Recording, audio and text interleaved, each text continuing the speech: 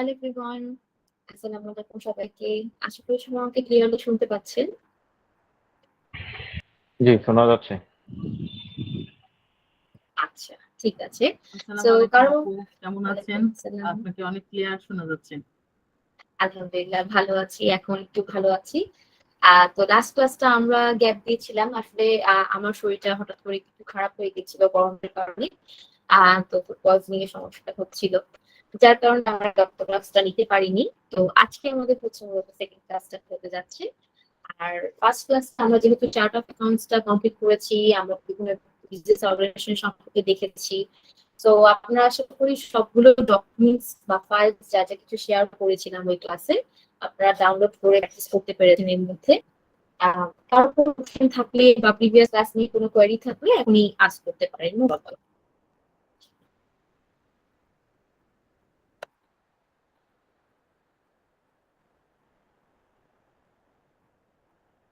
তো আপনারা অলরেডি ফাইলগুলো ডাউনলোড করেছেন আশা করি, আর প্র্যাকটিসটা করা শুরু করেছেন। আর ক্লাস ওয়াইজ আমরা যখন আজকে যে বিষয়গুলো নিয়ে প্র্যাকটিস করবো সেগুলো আজকে পরে আপনাদের সাথে আমি শেয়ার করে দিব ওই একই ফোল্ডারই। আপনারা লক্ষ্য করলে দেখবেন যে আমি ওখানে ডে 1 দিয়ে কিন্তু ফোল্ডার গুলো আপলোড করেছি, ফোল্ডারের ভিতরে ফাইলগুলো। সেভাবে আমি আজকের ফাইলগুলো ডে 2 দিয়ে ফাইলগুলো আপলোড করে দেবো একটা ফোল্ডারে ওই একই লিঙ্কে। ঠিক আছে? সো সবাই আমাদের ক্লাসের পরে আমি জাস্ট 12টার মধ্যে আপলোড করে দিই সবকিছু। তো আপনারা পেয়ে যাবেন ক্লাসের পরপরই। আর আজকে আমরা হচ্ছে শুরু করতে যাচ্ছি বাজেট নিয়ে। সো লাস্ট ক্লাসটা নিয়ে যদি কারো কোনো কোয়েরি থেকে থাকে এর মধ্যে আমাকে একটু হ্যান্ড রেজ করে জানাবেন, যে আমরা আজকে টপিক শুরু করতে যাচ্ছি।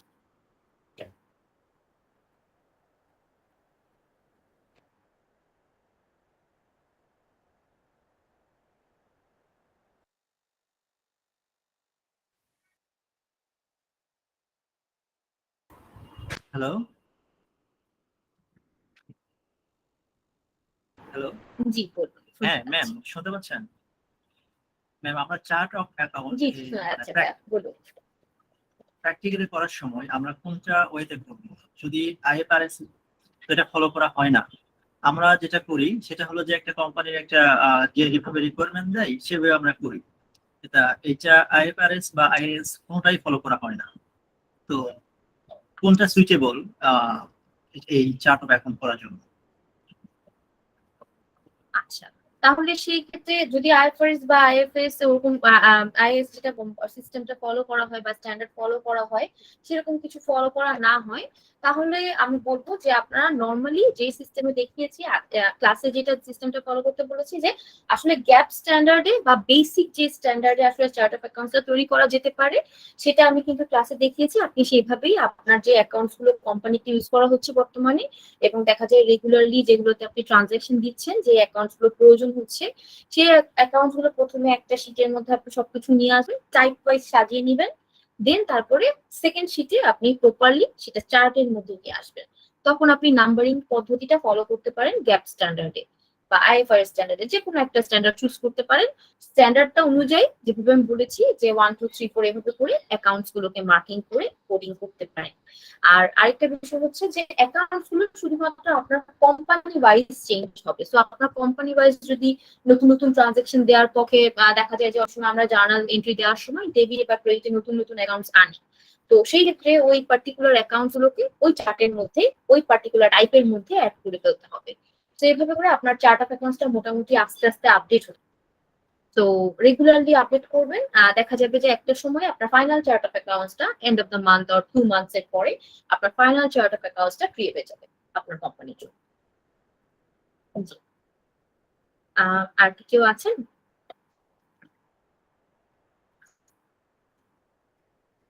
চলে আসুন, মাইকে কোশ্চেন করতে পারেন।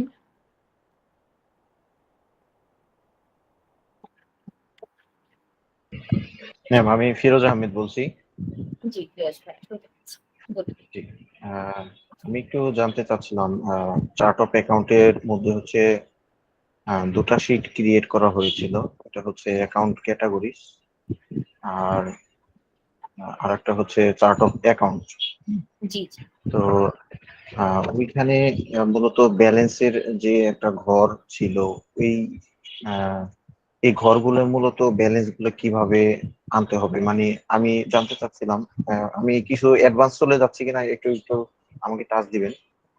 জানতে চাচ্ছিলাম হচ্ছে যে আমি অ্যাসেট ক্যালকুলেশন করব, তো যখন আমি জার্নাল করব, এটা কিভাবে অটোমেটিকলি আমার এই পোর্শন গুলা পোস্টিং হতে থাকবে, এটা কি পরবর্তী ক্লাসে দেখানো হবে না এই অবশ্যই শুধুমাত্র? অবশ্যই।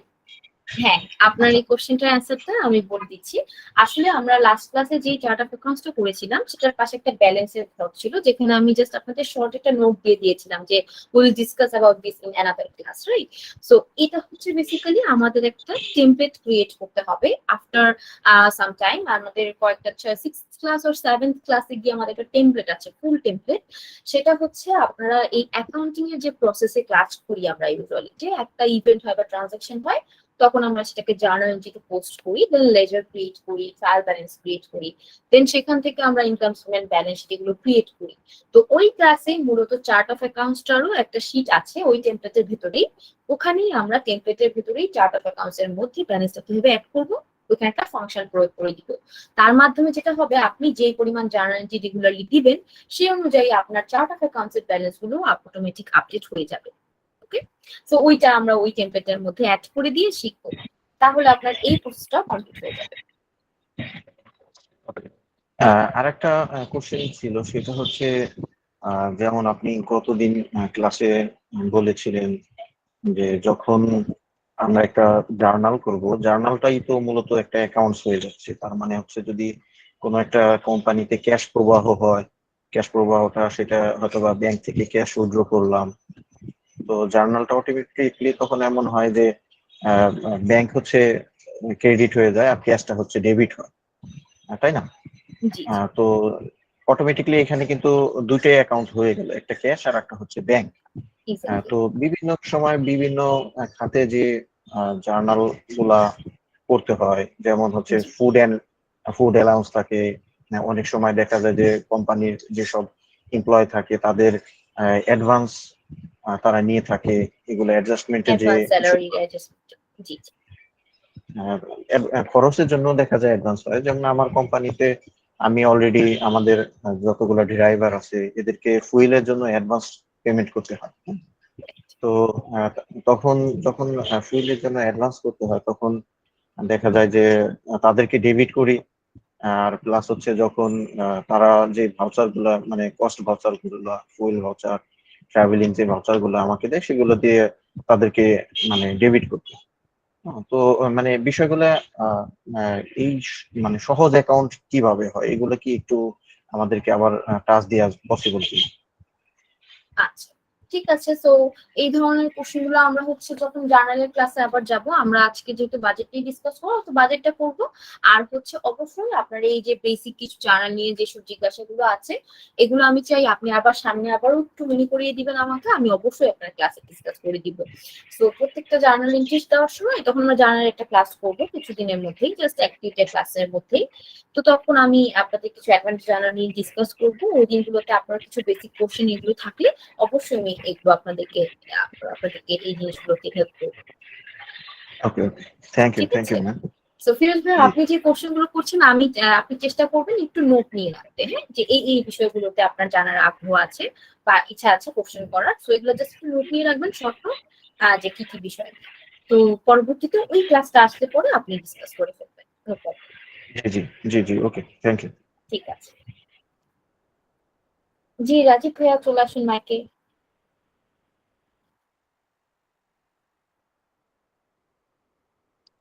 আহ জি আপু, আসসালামু আলাইকুম। ওয়ালাইকুম আসসালাম। আপু, আমার একটা মানে অ্যাকাউন্টিং রিলেটেড কোশ্চেন, সেটা হচ্ছে যে আমাদেরকে ডেপ্রিসিয়েশনের কোনো পার্সেন্টেজ আসে যে ধরার জন্য কোনো, মানে এরকম কোনো আছে যে 10% ধরবো, কোনোটার 5% বা 15% এরকম, বা 20%? এটা ডেপ্রিসিয়েশনটা আমরা যখন অ্যাসেট প্লাস অন্যান্য সম্পত্তির চার্জ করব, সেটা কত পার্সেন্ট হারে চার্জ করব? আচ্ছা, সো ইটস গুড কোশ্চেন। অবশ্যই এটা কোনো কোম্পানি পলিসি মোতাবেক এটা তৈরি করে। বেসিক্যালি এটা হচ্ছে কোম্পানির সুবিধার্থে কোম্পানির স্ট্যান্ডার্ড কোনো অ্যাসেটটা ইয়ে আছে স্ট্যান্ডার্ড স্ট্যান্ডার্ড কোনো 10%, স্ট্যান্ডার্ডটা ইউজুয়ালি 10% ধরা হয়। বাট দেখা যায় ইউজুয়ালি যখন আমরা ইয়ার্স দিয়ে অ্যাপ্লাই করি পার্সেন্টেজ না ধরে, একটা যখন অ্যাসেটকে আমরা চাই যে ওই পার্টিকুলার ইয়ারের মধ্যে ইউজ করে দেন আমরা রিসেল করবো, তো তখন ওই পার্টিকুলার একটা ইয়ার ধরা হয় যে এটা 5 বছর মোটামুটি চলবে আমাদের কোম্পানিতে, এটা আমরা ইউজ করবো দেন 5 বছর পর সেল করবো। তো ওইভাবে তখন কোম্পানিটা একটা নির্ধারণ করে যে এটাকে ধরতে হবে 5 বছর।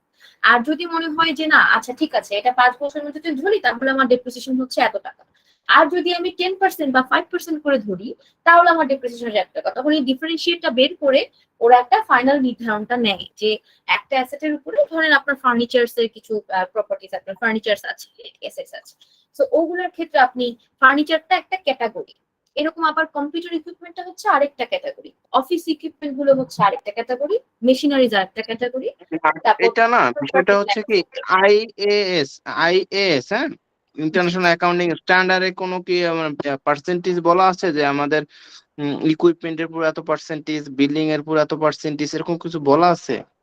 স্ট্যান্ডার্ডস অনুযায়ী কিছুটা আমাদের মানে নির্ধারণ দেয়া আছে, নীতিমালা দেয়া আছে, বাট সেই অনুযায়ী আপনি ধরতে পারেন। আরেকটা বিষয় হচ্ছে যে একটা না ওই কোম্পানিটা কতদিন ধরে আমি একটা শুনছি যে একটা পার্সেন্টেজ আছে, বাট আমি পার্সেন্টেজটা জানি না হ্যাঁ।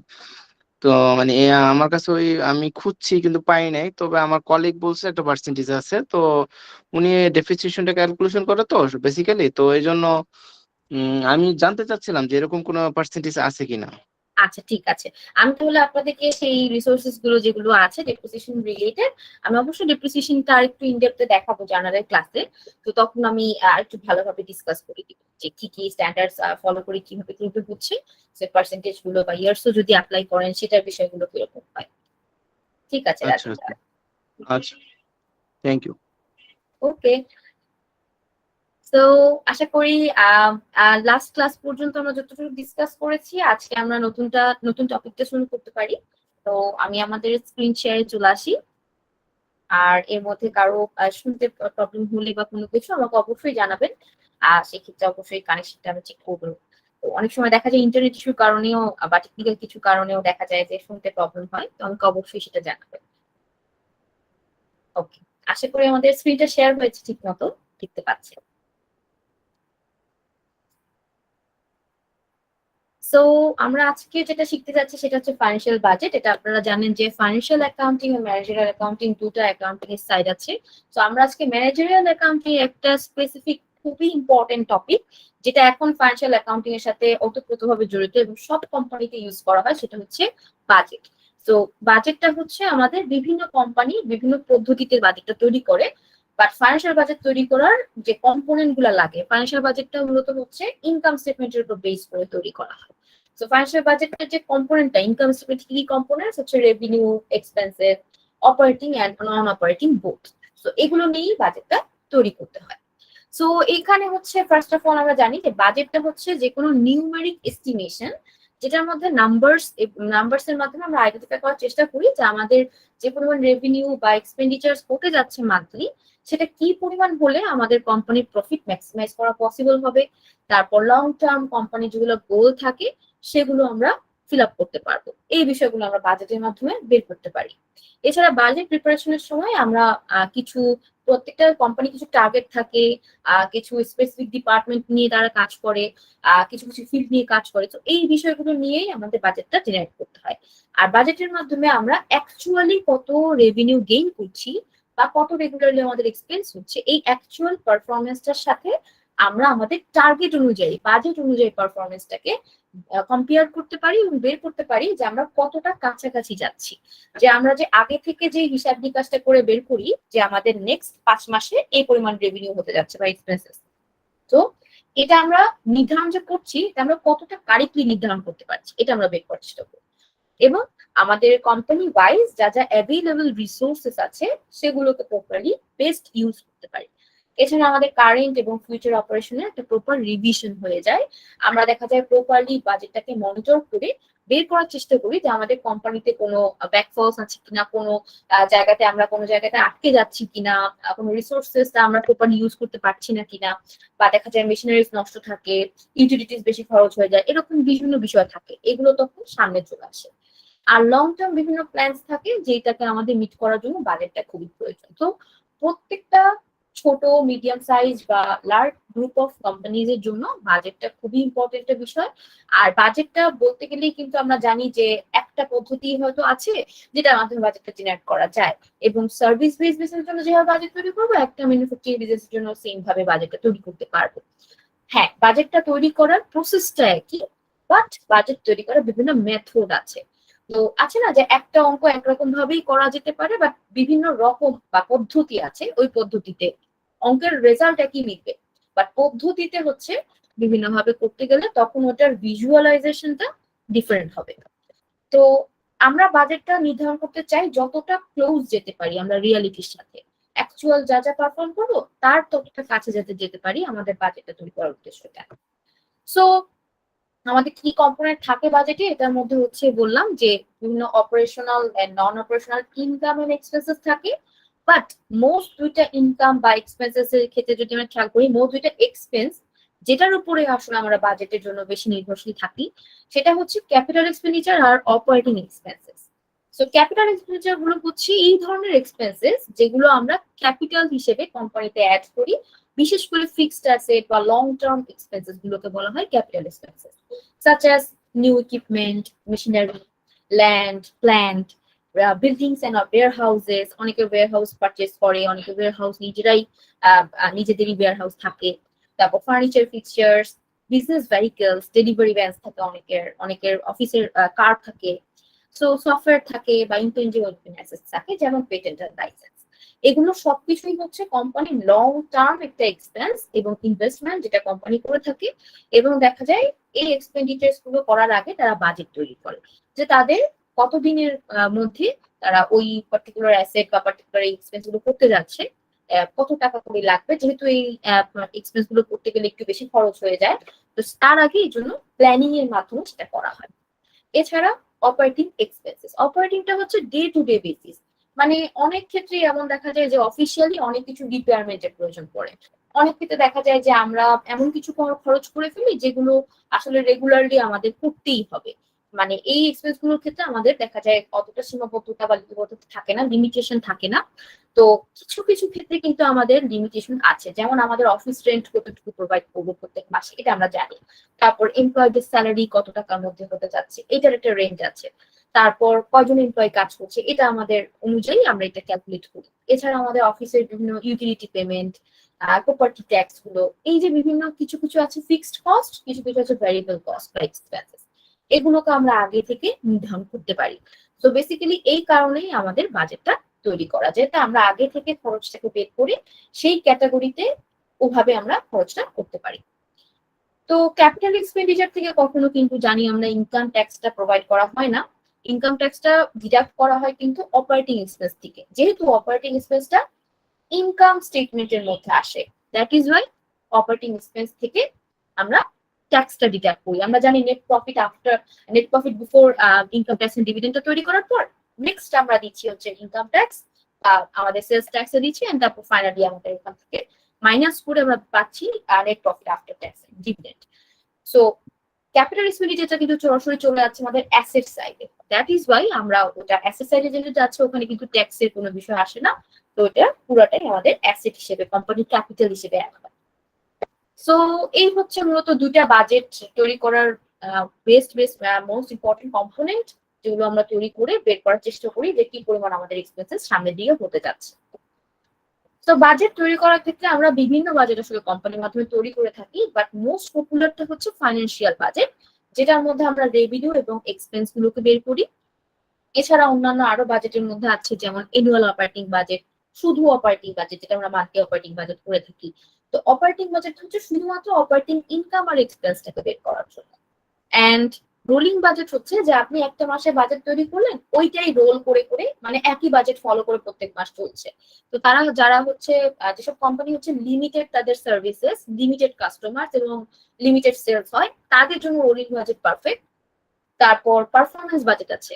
পারফরমেন্স বাজেটটা আসলে যে কোনো বিষয় নিয়ে পারফরমেন্স হতে পারে। এটা হতে পারে সেলস এর পারফরমেন্স, এটা হতে পারে প্রোডাকশন রিলেটেড বা কস্ট রিলেটেড পারফরমেন্স, এটা হতে পারে এমপ্লয়ীদের টাস্ক রিলেটেড পারফরমেন্স বা প্রজেক্ট রিলেটেড পারফরমেন্স, যে কোনো ধরনের পারফরমেন্স বাজেট যেখানে জেনারেট করা যেতে পারে। তো প্রত্যেকটা পারফরমেন্স বাজেট কি পারপাসে জেনারেট করা হচ্ছে ওইটার উপর বেস করে এখানে অ্যাকাউন্টস গুলো নিয়ে আসা হয়। তো যদি সেলস পারফরমেন্সের উপর আমরা বাজেট তৈরি করি, তাহলে সেলস রেভিনিউজ গুলো আমরা সব এখানে নিয়ে আসি এন্ড এটার উপর বাজেট জেনারেট করি।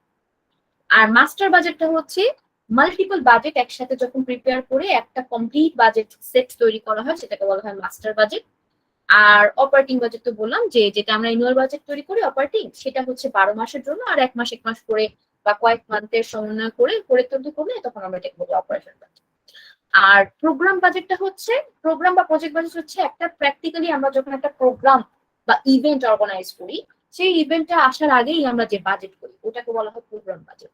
তারপর আমরা যখন একটা প্রজেক্ট, গভর্নমেন্ট প্রজেক্ট বা নন গভর্নমেন্টের প্রজেক্ট থাকে, এই প্রজেক্ট গুলো যেসব কোম্পানি করে থাকে, সেসব কোম্পানি প্রজেক্ট গুলো নেওয়ার আগেই বা প্রজেক্টের ডোনাররা ডোনেট করার আগেই দেখা যায় তারা ওই প্রজেক্টটা কিভাবে এক্সিকিউট করা হবে সেটার একটা বাজেট তৈরি করে, যে প্রজেক্টটা কোথায় কোথায় এক্সপ্রেস হতে যাচ্ছে, কিভাবে এক্সিকিউট করা হবে সেই বিষয়গুলো। তখন এই বাজেটটা এভাবে জমা দেওয়া হয়। তো সেই অনুযায়ী তখন আমাদের দেখা যায় প্রজেক্টটা বা প্রোগ্রামটা অর্গানাইজ করা হয়। তো এই হচ্ছে ওভারঅল বাজেট, যেগুলো আমরা তৈরি করে থাকি বিভিন্ন অর্গানাইজেশনের রিকোয়ারমেন্ট অনুযায়ী। তো আমরা আজকে দেখবো সেটা হচ্ছে ফাইন্যান্সিয়াল বাজেট। আর এখানে প্রত্যেকটা বাজেটই তৈরি করার যে প্রসেসটা আপনারা ফাইন্যান্সিয়াল বাজেটের মাধ্যমেই বুঝতে পারবেন যে যে কোনো একটা বাজেট যদি আমরা প্রিপেয়ার করতে চাই, সেটার কারণে এই প্রসেসে গেলে আমরা ওই বাজেটটা তৈরি করতে পারবো।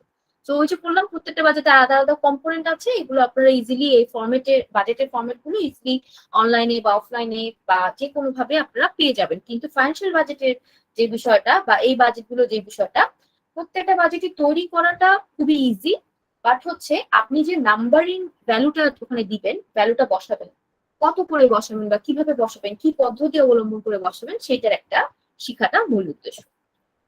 তো ফাইন্যান্সিয়াল বাজেট যদি দেখি আমরা, ফাইন্যান্সিয়াল বাজেট হচ্ছে মূলত ইনকাম আর এক্সপেন্সটাকে বের করে এবং লং টার্ম বা শর্ট টার্ম বেসিস বিজনেসটাকে একটা প্ল্যান দেয়, যেটার মাধ্যমে বিজনেস চললে পরে তাদের রেগুলারলি ক্যাশ ইনফ্লো এবং ক্যাশ আউটফ্লোটা টার্গেট মোতাবেক হয়, মানে যেই গোলটা নিয়ে তারা আর কি ফোকাস করে ওই গোলটা অনুযায়ী হয় এবং ইজিলি তারা অ্যাচিভ করতে পারে।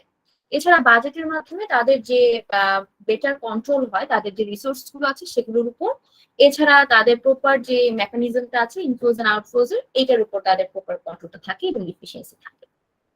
তো ক্যাশ বাজেট তৈরি করা যায়। ফাইন্যান্সিয়াল বাজেটটাকে আমরা যদি ছোট ছোট বাজেটের মধ্যেও ভাগ করি, সেক্ষেত্রে ক্যাশ বাজেট একটা। তো ক্যাশ বাজেটের মধ্যে শুধুমাত্র ক্যাশ ইনফ্লো এন্ড আউটফ্লো দেখতে পারবো, মানে ক্যাশে কত অ্যামাউন্ট আমাদের রিসিভ হচ্ছে আর ক্যাশে কত অ্যামাউন্ট আমাদের স্পেন্ড হচ্ছে মান্থলি, এটার একটা বাজেট তৈরি করতে পারি। সেটার নাম হচ্ছে ক্যাশ বাজেট। এটাও অনেক পপুলার একটা বাজেট, যেটা বিভিন্ন কোম্পানি তৈরি করে থাকে। And balance budget balance sheet. So বাজেটের ব্যালেন্স শিটটা হচ্ছে আপনি ব্যালেন্স শিটের মধ্যে কি কি অ্যাকাউন্টস থাকে আমরা জানি, এখানে থাকে অ্যাসেট, লায়াবিলিটিজ এন্ড ওনার্স ইকুইটি। অ্যাসেটের মধ্যে হচ্ছে কিন্তু আমাদের ক্যাপিটাল এক্সপেন্ডিচার গুলো, সো ওইটা নিয়েও আমরা আলাদা বাজেট তৈরি করতে পারি, যেমন সেটা হচ্ছে ক্যাপিটাল এক্সপেন্ডিচার বাজেট। আরেকটা হচ্ছে বাজেটেড ব্যালেন্স শিট, সেটার মধ্যে asset, liability and owners equity তিনটা পার্টি থাকে এবং তিনটার উপরেই আমরা আগে থেকে নির্ধারণ করি যে আমাদের অ্যাসেট কত পরিমাণ হতে যাচ্ছে, সামনে লায়াবিলিটি পরিমাণ কেমন বাড়তে যাচ্ছে বা কমতে যাচ্ছে, এবং ওনার্স ইকুইটি বা ইনভেস্টমেন্ট কেমন আসতে যাচ্ছে। তো এই বিষয়গুলো আমরা এই বাজেটের মাধ্যমে পেয়ে থাকি। সেগুলো হচ্ছে different type of sections of financial budget. Financial বাজেটের মধ্যে সবটুকুই আছে, যেটা হচ্ছে যে বললাম operating income, non operating income, operating expenses and non operating expenses plus cost of goods sold, যেটা আমরা জানি সিওজিএস নামে, ওইগুলো সবগুলো এই ফাইন্যান্সিয়াল বাজেটে আছে। সো যে বাজেটে আমরা জেনারেট করবো না কেন, এইটা হচ্ছে বাজেটের একটা প্ল্যান বা প্রসেস। বাজেটের ভিতরে কি কি কম্পোনেন্ট বা বাজেটের ভিতরে কি কি আমাদের অ্যাকাউন্টস আসতে যাচ্ছে, সেই অ্যাকাউন্টস গুলো আগে থেকে আমাদের ক্যালকুলেট করে বের করতে হবে। তো আমাদের যেহেতু ফাইন্যান্সিয়াল বাজেটে আসতে যাচ্ছে অপারেটিং ইনকাম এবং নন operating income plus operating expenses, নন অপারেটিং এক্সপেন্সেস, তো সেই ক্ষেত্রে আমাদের এখানে ফার্স্টে ক্যালকুলেট করতে হবে এক্সপেক্টেড ইনফ্লোস, ইনফ্লোজ বলতে এটা হতে পারে cash inflow, credit inflow, because এটা আমরা জাস্ট অপারেশনস এর উপর বেস করে তৈরি করছি। তো অপারেশনস এন্ড নন অপারেশনস যেগুলো আমাদের রিসিভ হবে, অ্যামাউন্ট রিসিভ গুলো বা ইনফ্লোজ গুলো আমাদের এখানে ক্যালকুলেট করবে। So most of the time inflow, service related, other type of income related যা যা ইনকাম আমাদের কাছে সেগুলো, প্লাস এক্সপেক্টেড আউটফ্লো যেগুলো আমাদের এক্সপেন্স হতে যাচ্ছে। এখানে এক্সপেন্স বলতে নন অপারেটিং, অপারেটিং বোথ হতে পারে। অ্যান্ড সে দ্য টার্গেট, তো প্রত্যেকটা বাজেটের টার্গেট থাকে যে এই বাজেটের থেকে আমরা আলটিমেটলি কি পেতে যাচ্ছি। তো আমরা এই ফাইন্যান্সিয়াল বাজেট থেকে পেতে চাচ্ছি যে আমাদের প্রত্যেকটা মাসে কি পরিমাণ রেভিনিউ বা এক্সপেন্স আসতে পারে সেটা দেখতে চাচ্ছি। সো এছাড়া আমাদের এক্সপেন্স গুলো যেগুলো আছে, আমরা জানি বিভিন্ন ফিল্ডে আমরা এক্সপেন্স করে থাকি। আমরা যেটা নাম দিই যে জেনারেল এন্ড অ্যাডমিনিস্ট্রেটিভ এক্সপেন্স, এটার আন্ডারে অনেক ধরনের এক্সপেন্স আমরা অ্যাড করি। তো আমরা জানি যে স্যালারির ক্ষেত্রে কিন্তু স্যালারি বিভিন্ন অ্যালাওয়েন্সেস আছে, স্যালারি বিভিন্ন ডিডাকশনস আছে। এরকম বিভিন্ন নামগুলো আমরা যে ইউজ করি, যেমন হাউস অ্যালাওয়েন্স, বা তারপর আমরা যেটা করি যে car allowance, house rent allowance, এমপ্লয়ীদের যেগুলো অ্যালাওয়েন্স দিয়ে থাকি, তারপর suppose advance leave or sick leave যেগুলো অ্যালাওয়েন্স দিয়ে থাকি আমরা, এগুলো সব অ্যালাওয়েন্স কিন্তু স্যালারির অন্তর্ভুক্ত। তার মানে এগুলো হচ্ছে payroll expenses. So payroll expense নামে যদি আমরা একটা ক্যাটাগরি করি এবং ওইটার আন্ডারে যদি সবগুলো দেই, তাহলে এটা আমাদের জন্য প্রপার এক্সপেন্সেস এর ডিভিশন হচ্ছে। সো এইভাবে করে আমরা আলাদা আলাদা ডিভাইড করতে পারি, এক্সপেন্স গুলোকে ক্যাটাগরি ওয়াইজ ভাগ করতে পারি। যে এগুলো হচ্ছে ট্রাভেল রিলেটেড এক্সপেন্স, যেমন ট্রাভেলের মধ্যে মিল এক্সপেন্স, ট্রাভেলের মধ্যে হোটেল অ্যাকোমোডেশন, ট্রাভেলের মধ্যে আছে কার ট্রাভেল করছে সাপোজ কারে, তো সেই ক্ষেত্রে উবার কস্টিং বা এই কস্টিং গুলোকে আমরা তখন দিচ্ছি ট্রাভেল এক্সপেন্সেস হিসেবে। সো এই যে আমরা বিভিন্ন রকম এক্সপেন্সেস গুলো রেখেছি, তারপর আমরা অটোমোবিল এক্সপেন্সেস এরকম করে কিছু কিছু এক্সপেন্সেস দিয়ে থাকি। তো এই ধরনের এক্সপেন্স গুলোকে আমরা ক্যাটাগরি করতে পারি। ক্যাটাগরি করার মাধ্যমে যেটা হবে, তাহলে আমাদের টোটাল টাকাটা কোন কোন খাতে কত টাকা করে যাচ্ছে এটা আমাদের টোটাল বাজেটের মধ্যে শো করা পসিবল। দেন নেক্সট হচ্ছে keep track of components in the budget. তো আমরা প্রত্যেকটা বাজেট তৈরি করব, মান্থ ওয়াইজ বাজেটটাকে আবার ট্র্যাকেও রাখবো, মনিটর করব যে আমরা যে পরিমাণ বাজেটটা তৈরি করলাম এরকমই কি আমাদের এক্সপেন্স হচ্ছে, নাকি আমরা মান্থলি এর চেয়ে বেশি এক্সপেন্স করে ফেলছি। তো এটা তাহলে আমাদের মনিটর রাখতে হবে। আর হচ্ছে আমরা লেজার অ্যাকাউন্ট গুলোকে সেট আপ করবো। সো বেসিক্যালি যখন আমরা দেখা যায় রেগুলার যখন বাজেট জেনারেট করি, তো সেটা তো আমরা বুঝেই জেনারেট করি যে আমাদের কি সেলস অ্যাকাউন্ট আছে, ওখানে কি কি এক্সপেন্স অ্যাকাউন্ট আছে। তো এটার উপর বেস করে যদি আমরা লেজার গুলোকে রেডি রাখি, আমাদের যখনই ইনকাম বা এক্সপেন্স হবে সেই অনুযায়ী আমরা লেজারে এন্ট্রি দিয়ে ফেলবো, মানে আমাদের জার্নাল এন্ড লেজার এন্ট্রি দিয়ে আমাদের পরবর্তী কাজগুলো করতে ইজি হয়ে যাবে। তো এইটাই বলা হচ্ছে মূলত যে কোনো বাজেটের ক্ষেত্রে এই প্ল্যানটা ফলো করলেই it's enough to create a budget. সেটা যদি এখন একটা অপারেশন বাজেট হয়, সাপোজ অপারেশনাল বাজেট হলে তখন সেই ক্ষেত্রে অপারেশনাল ইনকাম এন্ড এক্সপেন্স গুলোকে এখানে ক্যালকুলেট করতে হবে। আর তারপর কোম্পানির টার্গেট কি অপারেশন ইনকাম এন্ড এক্সপেন্স থেকে সেটাকে আইডেন্টিফাই করতে হবে। দেন অপারেটিং ইনকাম গুলোকে ক্যাটাগরাইজ করতে হবে, অপারেটিং এক্সপেন্স গুলোকে ক্যাটাগরাইজ করতে পারবে। তারপরে হচ্ছে রেগুলারলি আমরা বাজেটের কম্পোনেন্টস গুলোকে ট্র্যাক করব। সো এই যে সেম ভাবেই জাস্ট প্রত্যেকটা জিনিসই এই বাজেটের ফলো করে আমরা যে কোনো বাজেট জেনারেট করতে পারি। সো দেন এবার আসি যে বাজেটের যে বিভিন্ন মেথড বলছিলাম, যে একটা বাজেট আমরা বিভিন্ন পদ্ধতিতে তৈরি করতে পারি। তো এই একটা ফাইন্যান্সিয়াল বাজেটই আমি 4টা ভাবে আপনাদেরকে তৈরি করে দেখাবো। এই 4টা ভাবে হচ্ছে, প্রথমে তো আমরা তৈরি করবো জিরো বেস বাজেটিং পদ্ধতিতে। এই পদ্ধতিতে যদি আপনি বাজেট তৈরি করেন, তাহলে যেটা করতে হবে যে আপনার যে একটা বাজেট আছে গত বছর বা গত মাসে যে বাজেটটা করা হয়েছিল, আমরা ওই বাজেটের দিকে না তাকিয়ে আমরা যে ওই মাসে গত মাসে আসলে অ্যাকচুয়ালি কত রেভিনিউ গেইন করা হয়েছে, অ্যাকচুয়ালি কত এক্সপেন্সেস করা হয়েছিল সেটাকে খেয়াল করে আমরা নেক্সট মান্থের জন্য আগে থেকে প্ল্যান করব। সো এই যে বাজেট প্ল্যানটা তৈরি করব সেটা হবে শুধুমাত্র প্রিভিয়াস মান্থের অ্যাকচুয়াল ট্রানজাকশনস দেখে। তাহলে যেটা হচ্ছে যে আমরা প্রিভিয়াস মাসের অ্যাকচুয়াল ট্রানজাকশন দেখে একেবারে স্ক্র্যাচ থেকে একদম বিগিনিং থেকে বাজেট তৈরি করছি, যেটাকে বলা হচ্ছে জিরো বেস বাজেট। এটার মধ্যে আমাদের আগের বছরের বা আগের মাসের বাজেটের কোনো প্রভাব থাকবে না। আর ট্রেডিশনাল বাজেটিং পদ্ধতিটা হচ্ছে মূলত এটা একটা বাজেট পদ্ধতি যেটা হচ্ছে প্রত্যেক মাসেই আমরা প্রিভিয়াস মাসের বাজেটটা দেখে দেন পরের মাসের বাজেট বানাবো। প্রিভিয়াস মাসের বাজেট কেমন ছিল, অ্যাকচুয়ালের সাথে পার্থক্য করে দেখবো যে কি পরিমাণ পার্থক্য হয়েছিল, আমরা কতটা কাছাকাছি বাজেট তৈরি করতে পেরেছি, সেটার উপর বেস করে নেক্সট মান্থের বাজেট তৈরি করব। আর এই সময় আমাদের বিভিন্ন ক্ষেত্রে বিভিন্ন যে চেঞ্জেস গুলো থাকে, যেমন ইনফ্লেশন রেটের আপ ডাউন হয়, তারপর কাস্টমার ডিমান্ড অনেক সময় বাড়ে বা কমে আমাদের প্রোডাক্টের ক্ষেত্রে, এছাড়া মার্কেট সিচুয়েশনটা কেমন আছে, এগুলোর উপর বেস করে আমাদের ট্রেডিশনাল বাজেটিং এর ক্ষেত্রে কিছু কিছু অ্যাকাউন্টসে আমরা আমাদের অ্যামাউন্ট গুলো বাড়াবো বা কমাবো, সেটার উপর বেস করে আমরা এই ট্রেডিশনাল বাজেটটা জেনারেট করতে পারবো। এই হচ্ছে দুই ধরনের। তার মানে প্রথমটার ক্ষেত্রে আমরা টোটালি বাজেটের দিকে তাকাচ্ছি না, অ্যাকচুয়াল পারফরমেন্স দেখে আমরা পরবর্তী মানগুলোতে বাজেট তৈরি করছি। আর ট্রেডিশনাল বাজেটের ক্ষেত্রে আমরা অ্যাকচুয়ালও দেখবো, বাজেটও দেখবো, এবং দুটোর মধ্যে কম্পেয়ার করে তারপর আমাদের জন্য যেটা সুইটেবল, যেভাবে আমরা তৈরি করলে আমরা ততটা অ্যাকচুয়ালের কাছাকাছি পৌঁছাতে পারবো, সেভাবে আমরা ট্রেডিশনাল বাজেটটা তৈরি করবো। এবং এটা তৈরি করার ক্ষেত্রে আমরা আবার মার্কেট সিচুয়েশন, কাস্টমার ডিমান্ড এবং ইনফ্লেশন রেট এগুলো খেয়াল করবো। তো এটা হচ্ছে ট্রেডিশনাল বাজেট, এবং এটা প্রত্যেক মাসেই খেয়াল করতে হবে। আর ইনক্রিমেন্টাল বাজেটের পদ্ধতিটা হচ্ছে আপনি প্রিভিয়াস ইয়ারের বা প্রিভিয়াস মান্থের বাজেট দেখেই করবেন, বাট এখানে শুধুমাত্র আপনি যখন তৈরি করবেন বাজেটটা, শুধুমাত্র ইনফ্লেশন ফ্যাক্টরটাকে মাথায় রেখে তৈরি করবেন। এখানে আর যাবতীয় যা যা ফ্যাক্টর আছে সেগুলোকে আপনার মাথায় রাখার দরকার নেই, যে কাস্টমার ডিমান্ড ওর আমাদের মার্কেট সিচুয়েশন কেমন, পরিস্থিতি কেমন, সেগুলো চিন্তা করার দরকার নেই। জাস্ট ইনফ্লেশন রেটটা বাড়ছে বা কমছে কিনা এটার উপর বেস করে আমরা বাজেটটা তৈরি করবো। তার মানে কিছু এক্সপেন্সেস যদি আমাদের ইনফ্লেশন রেট অনুযায়ী বেড়ে যায়, তো ওই এক্সপেন্স গুলোকে আমরা কিছুটা বাড়িয়ে ধরবো। আর তাছাড়া বাকি মোস্ট অফ দ্য টাইম বাজেটের অ্যামাউন্ট সেমই থাকবে প্রিভিয়াস মান্থের। তো এই বাজেটটা হচ্ছে তৈরি করা খুব ইজি এবং খুবই কম সময়ের মধ্যে তৈরি করা যায়। দেখেন এখানেও মেনশন করা আছে, it's a quick and easy method to prepare budget. তো দিস ওয়েতে আমরা প্রিপেয়ার করতে পারি বাজেটটা। আরেকটা বাজেট হচ্ছে যে মেথডটা আমরা ফলো করে তৈরি করতে পারি, সেটা হচ্ছে অ্যাক্টিভিটি বেস বাজেট। এই লাস্ট মেথডটা হচ্ছে একটু ইলাবোরেটিভ বাজেট তৈরি করার ক্ষেত্রে খুব ভাবে ফলো করা হয়। এটা হচ্ছে বেসিক্যালি আপনার নামের মাধ্যমে বুঝতে পারছেন যে অ্যাক্টিভিটির উপর বেস করে বাজেটটাকে জেনারেট করা হয়। সো আপনি মাসে কি পরিমাণ রেভিনিউ গেইন করবেন, প্রত্যেকটা অ্যাকাউন্টস ধরে ধরে আলাদাভাবে ক্যালকুলেট করতে হয়। সেলস এর ক্ষেত্রে আমরা ক্যালকুলেট করি প্রোডাক্ট ওয়াইজ, সার্ভিসের ক্ষেত্রে ক্যালকুলেট করি আমাদের কি কি সার্ভিস লাইন আছে, আমরা কি কি সার্ভিসে অপারেশন করি, সো ওইখানে আমাদের কোন কোন খাতে কোন কোন সার্ভিসটাতে আমাদের বেশি রেভিনিউ আসছে, তো সেই অনুযায়ী আমরা পরবর্তী মাসগুলোতে, এখানে আমি আপনাদেরকে ডিপ অ্যানালাইসিসটা করাটা কিভাবে করবেন বাজেটের আগে সেটা আমি আপনাদেরকে এখানে দেখাবো। সো প্রত্যেকটা বাজেটেরই কিন্তু পদ্ধতিটা আলাদা। আপনার যদি এখানে এখন 4টা বাজেট পদ্ধতি আছে, তাই না?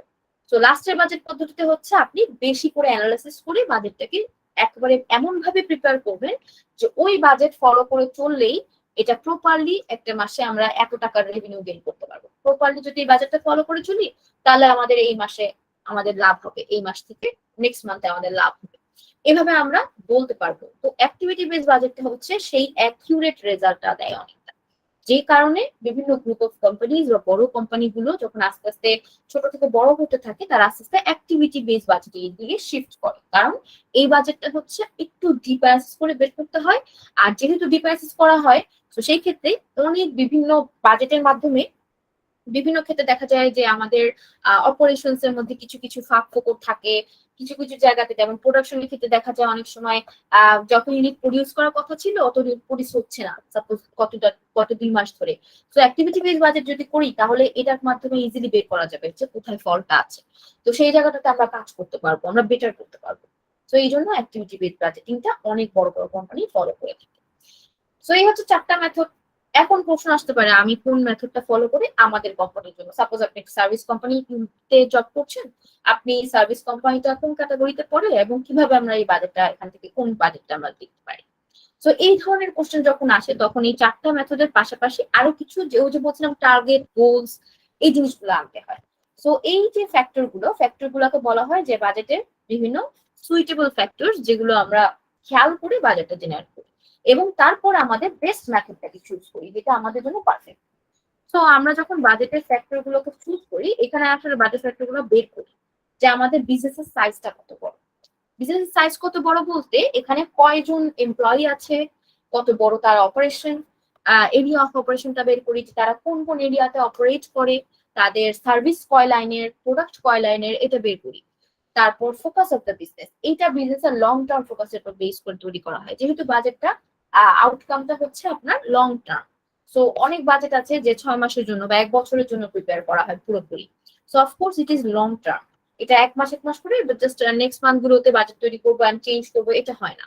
দেখা যায় বাজেটটাকে মনিটর করা হয়, কিছু ছোটখাটো মাইনর অ্যাডজাস্টমেন্ট থাকলে সেটা করা হয়, বাট হিউজ বড় কোনো অ্যাডজাস্টমেন্ট কিন্তু ওখানে করা লাগে না। সো বেসিক্যালি দেখা যায় এটা ফোকাস অফ দ্য বিজনেসটাকে আগে নিয়ে যায়, গোলটা অনুযায়ী আমরা আগাতে পারি। So that is Y focus of the business আমাদের জানতে হবে একদম অ্যাকুরেটলি যে বিজনেস বা কোম্পানি কি চাচ্ছে, তারা কি সেলস ওরিয়েন্টেড সেল বাড়াতে চাচ্ছে, নাকি তারা চাচ্ছে যে প্রোডাক্টের কস্টটাকে কমিয়ে আনতে, নাকি তারা চাচ্ছে যে এমপ্লয়ি বাড়াতে বা কোম্পানির সার্ভিসটাকে বাড়াতে, এরকম কিছু। ঠিক আছে, তো এই ফোকাস গুলোকে বের করতে হবে। Then other than that competition in the industry. তো আপনি যে ইন্ডাস্ট্রিতে আছেন, আপনার কোম্পানিতে যে ইন্ডাস্ট্রিতে আছে যেখানে আপনি জব করছেন, তো এই কোম্পানিটা কোথায় এখন আছে এবং কোন ধরনের ক্যাটাগরির মধ্যে পড়ে ইন্ডাস্ট্রি অনুযায়ী। এটা যদি হসপিটালিটি ম্যানেজমেন্টের মধ্যে পড়ে, বা এটা যদি টেলিকমিউনিকেশন বিজনেসের মধ্যে পড়ে, এটা যদি রেস্টুরেন্ট বিজনেসের মধ্যে পড়ে, সো এইভাবে করে আমরা বের করতে পারি যে তাহলে আমাদের কম্পিটিটররা কেমন করছে। আমাদের আমাদের 2 থেকে 3 বছর আমরা কাজ করছি বা অপারেশন করছি, এবং 2 থেকে 3 বছরের যেই কোম্পানিগুলো আছে তাদের প্রোগ্রেস কতটুকু, সেই তুলনায় আমরা কোথায় আছি। তো এই যে কম্পিটিশনটা, এটা বের করতে হবে যে তাদের তুলনায় আমরা কতটা ভালো করতে পারি, এই বিষয়গুলো। তাছাড়া হচ্ছে মার্কেট সিচুয়েশন। সো দেখা যায় আমাদের অনেক সময় এনভায়রনমেন্টাল বিভিন্ন সিচুয়েশন ক্রিয়েট হয়, যেগুলোর ক্ষেত্রে আমাদের কোনো রকম কোনো আসলে হাত থাকে না। তারপর দেখা যায় পলিটিক্যাল বিভিন্ন এনভায়রনমেন্ট থাকে। তারপর দেখা যায় আমাদের যেমন পেন্ডেমিক ছিল কিছুদিন আগে, করোনার সময় আমরা অনেক বিজনেস লস হয়েছিল। তো এই যে মার্কেট বিভিন্ন সিচুয়েশন ক্রিয়েট হয়, এটা হচ্ছে পারিপার্শ্বিক অবস্থা অনুযায়ী। তো এগুলো আসলে মার্কেট সিচুয়েশন এবং কমপ্লেক্সিটির একটা বিষয়। তো কমপ্লেক্সিটি যদি তৈরি হয়, কমপ্লেক্সিটি হতে পারে সেটা বাহ্যিক কমপ্লেক্সিটি, হতে পারে ইন্টারনাল কমপ্লেক্সিটি। কমপ্লেক্সিটি হতে পারে বিভিন্ন রকমের, যেমন ওয়্যার হাউস এখন অ্যাভেলেবেল নাই, সাপোজ কোনো মেশিনারিজ নষ্ট হয়ে গেছে, 2-3 দিন আমাদের প্রোডাকশন অফ রাখতে হবে। সো এই যে বিষয়গুলো কমপ্লেক্সিটি যে কোনো বিষয় নিয়ে আসতে পারে। সো আমাদের এইগুলো মাথায় রেখে বাজেটটা জেনারেট করতে হবে। এছাড়া হচ্ছে ডাটা ফর প্রজেকশন, এটা খুবই বড় একটা ইম্পর্টেন্ট ফ্যাক্ট, যে আপনার কাছে যদি ডাটা না থাকে যে প্রিভিয়াস মান্থে কি পরিমাণ আর্নিং হয়েছে, প্রিভিয়াস মান্থে কি পরিমাণ এক্সপেন্স হয়েছে, এটা যদি আমি কোথাও না দেখতে পারি, সাপোজ আমাদের কোনো জার্নাল নাই, আমাদের কোনো ডকুমেন্টস নাই, আমাদের কোনো স্লিপস নাই, কোনো রিসিপ্টস নাই, তো আমরা তাহলে কিভাবে নেক্সট মান্থের জন্য বাজেট তৈরি করবো? তাহলে যেটা করতে হবে, এই মাসের যে রিসিপ্ট তৈরি হবে, এই মাসের যে রেভিনিউ আসবে, সেগুলোকে আপনি আস্তে আস্তে বুককিপিং করা শুরু করবেন। এটাকে বলা হয় বুককিপিং, মানে আপনি ডাটাগুলোকে এন্ট্রি করা শুরু করছেন এবং সেটা জার্নাল এবং লেজারের মাধ্যমে এন্ট্রি করা শুরু করছেন। এবং তারপর এন্ড অফ দ্য মান্থ, এই মান্থেই আমি আমার ট্রায়াল ব্যালেন্সটা তৈরি করবো, ট্রায়াল ব্যালেন্সটাকে দাঁড় করাবো। এরপর আমি তৈরি করবো যে এই মান্থের ইনকাম স্টেটমেন্ট ব্যালেন্স শিটটা কি। এরপরে আমি এই মান্থটা ক্লোজ করার পর নেক্সট মান্থের জন্য বাজেট তৈরি। তাহলে একটা নতুন যদি কোম্পানি হয়ে থাকে, আমি অবশ্যই এই অ্যাভেলেবেল ডাটা পাবো না, আমাদের এই ডাটাগুলোকে রেডি করে নিতে হবে, তারপরে আমাদের বাজেটের জন্য চিন্তা করতে হবে। তার আগে আমরা বাজেটের জন্য চিন্তা করতে পারবো। এই বিষয়গুলো মাথায় রেখে যাদের আসলে লং টাইম ধরে বিজনেস, সাপোজ 6-7 বছর, তাদের কাছে অ্যাভেলেবেল ডাটা অ্যাভেলেবেল, এবং তাদের কাছে পুরো 1 বছরের পুরানো ডাটা অ্যাভেলেবেল আছে। যদি সাপোজ আমি 2022-এর ডাটা 2022-এর বাজেট তৈরি করতে চাই, আমি 2021-এর পুরো অ্যানুয়াল যত ইনকাম স্টেটমেন্ট আছে, ব্যালেন্স শিট সব নিয়ে আসতে পারবো, এবং সেখান থেকে দেখে আমি ইজিলি 2022-এর জন্য বাজেট জেনারেট করতে পারবো, পুরো বছরের জন্য ফুল অ্যানুয়াল যে বাজেটটা, এটা জেনারেট করতে পারবো। তো এই হচ্ছে নিয়মটা, যে বাজেট তৈরি করার ক্ষেত্রে যে মেথড ফলো করবে, এই মেথডটা চুজ করার আগে এই ফ্যাক্টরগুলোকে কনসিডার করতে হবে। দেন আমাদের মেথডটাকে চয়েস করতে হবে। সো এখানে দেখেন আমি শর্টে দিয়ে দিয়েছি জাস্ট মেথডগুলো কোনগুলো কোম্পানির জন্য সুইটেবল। আমি কিন্তু এখানে ডাইরেক্টলি আপনাকে কোনো কোম্পানি উদ্দেশ্য করে বলি নাই, এখানে প্যাটার্নটা বলেছি। যে দেখেন যে জিরো বেস বাজেটিং আর activity base budgeting. Zero base budgeting হচ্ছে ফলো করে একেবারে আপনার কোনো প্রিভিয়াস ইয়ারের বা প্রিভিয়াস মান্থের বাজেট দেখবে না, অ্যাকচুয়াল অপারেশন স্টেট দেখে নেক্সট মান্থ থেকে বাজেট তৈরি করবে। আর অ্যাক্টিভিটি হচ্ছে ডিপ অ্যানালিসিস করবে, দেন বাজেট তৈরি করবে। দুটাই হচ্ছে best for those type of companies যারা কস্ট কাট করতে চায়, প্রোডাকশনের ক্ষেত্রে কস্ট কমিয়ে আনতে চায়, আর হচ্ছে সার্ভাইভ করতে চায়, লং টার্ম কম্পিটিশনে তারা সার্ভাইভ করতে চায় কম্পিটিটরের সাথে, তাদের জন্য সুইটেবল বাজেট হচ্ছে এগুলো। তার মানে যে কোনো ম্যানুফ্যাকচারিং কোম্পানি, তারপর যে কোনো ট্রেডিং কোম্পানি অথবা সার্ভিস কোম্পানি যারা মোস্টলি কম্পিটিটরের সাথে কম্পিট করছে এই মুহূর্তে, তো তাহলে অবশ্যই যারা প্রথমত এখন এই মার্কেটে তারা যারা নতুন কোম্পানি নতুন জয়েন করছে, তাদের উদ্দেশ্যটা কি? তাদের উদ্দেশ্য হচ্ছে সার্ভাইভ করে আস্তে আস্তে ভালো পজিশনে যাওয়া। তাদের কিন্তু কস্ট কাটিংটা তখন উদ্দেশ্য থাকে না, তাদের থেকে সার্ভাইভ করে আস্তে আস্তে ভালো পজিশনে যাওয়া বা আস্তে আস্তে উঠা। তো সেই জায়গাটাতে তারা জিরো বেস বাজেটিংটা প্রথমের দিক থেকে ফলো করতে পারে।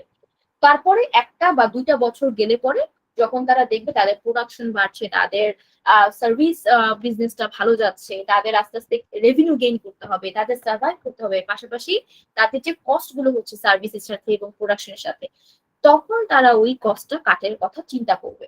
ওই সময় দেখা যাবে তারা প্রফিট গেইন করার উদ্দেশ্যে চিন্তা করে। তখন দেখা যায় মোটামুটি 2 বছর মাথায় আসলে পরে আস্তে আস্তে তারা ট্রেডিশনাল বাজেটিং মেথড প্রথমে শুরু করে, দেখা যায় তারপর পরবর্তীতে অ্যাক্টিভিটি বেস বাজেটে মুভ করে। সো এটা হচ্ছে তাদের জন্য মোস্ট সুইটেবল মেথড ফলো করার প্রসেস, যেটা আমি বললাম।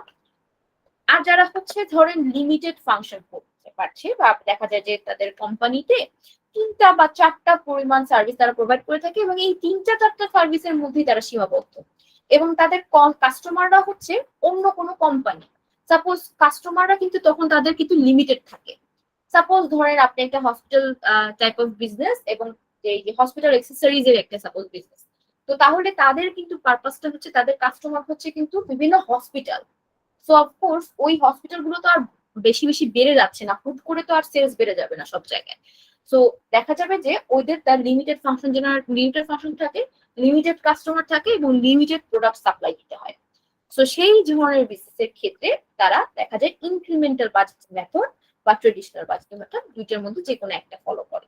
যখন তারা নিউ অবস্থাতে থাকে তখন ইনক্রিমেন্টাল শুরু করে, আর যখন তারা দেখে যে না পারিপার্শ্বিক অবস্থাটা বা কাস্টমারদের ডিমান্ড এগুলো আমাদের কনসিডারেশনে নেওয়া উচিত, তখন তারা শুধু ইনফ্লেশন ফ্যাক্টরটাকে মাথায় না রেখে ওই জিনিসগুলোকেও যখন তারা নেওয়া কনসিডার করা শুরু করে, তখন তারা ট্রেডিশনাল বাজেটিং মেথডে বাজেটটা তৈরি করা শুরু করে।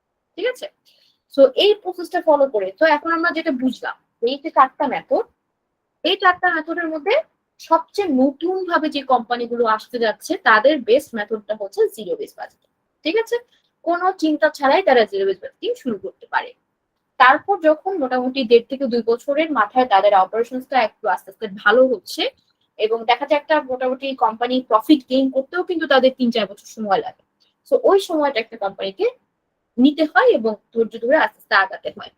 তো ওই বাজেটের উপর ফলো করেই তারা আস্তে আস্তে আগাতে থাকবে। যখন দেখবে যে বাজেট আর অ্যাকচুয়ালের মধ্যে আস্তে আস্তে পার্থক্য বাড়ছে, মানে আমি যে বাজেটটা জেনারেট করছি এটার সাথে অ্যাকচুয়ালটা আসলে খুব বেশি কষ্ট হয়ে যাচ্ছে, খুব বেশি এক্সপেন্সিভ হয়ে যাচ্ছে, দেখা যাচ্ছে এটা কন্ট্রোলেবল না, তখন সেই ক্ষেত্রে আমরা যেটা করব ওই বাজেটটার পাশাপাশি আমরা ইনক্রিমেন্টাল বাজেটিংটা, ওই বাজেটটাকে চেঞ্জ করে তখন আমরা মেথড চুজ করবো হচ্ছে ইনক্রিমেন্টাল বা ট্রেডিশনাল, যে কোনো একটা। সেটার মাধ্যমে যেটা হবে আমরা তখন কনসিডার করার পাশাপাশি আমরা কিন্তু শুধুমাত্র যে স্ক্র্যাচ থেকে প্রিপেয়ার করার পাশাপাশি আমরা এই ফ্যাক্টর গুলোকে মাথায় নিচ্ছি, যে কাস্টমার ডিমান্ডটা কি, মার্কেট সিচুয়েশনটা কি, ইনফ্লেশনটা কি, এগুলোকে মাথায় রেখে আমরা আমাদের এক্সপেন্স গুলোকে কিছুটা বাড়িয়ে দিচ্ছি আমাদের বাজেটে, কিছুটা আমাদের কনসিডার করছি। তখন সেই ক্ষেত্রে দেখা যাবে বাজেটটা মোটামুটি অ্যাকচুয়ালি কাছাকাছি যাবে। যখন দেখা যাবে কোম্পানিটা আরো গ্রোথ ওরিয়েন্টেড হতে থাকবে এবং দেখা যাবে তাদের অপারেশনস প্রোডাকশন বিভিন্ন ডিপার্টমেন্টে ভাগ হয়ে গেছে, এবার তাদের হচ্ছে প্রোডাকশনের পাশাপাশি তারা প্রফিটের জন্য চিন্তা করছে, তাদের প্রফিট মার্জিনটা ইনক্রিজ করার চেষ্টা করছে 3-4 বছরের মাথায় এসে, তখন তারা করবে হচ্ছে অ্যাক্টিভিটি বেস বাজেটিং ফলো।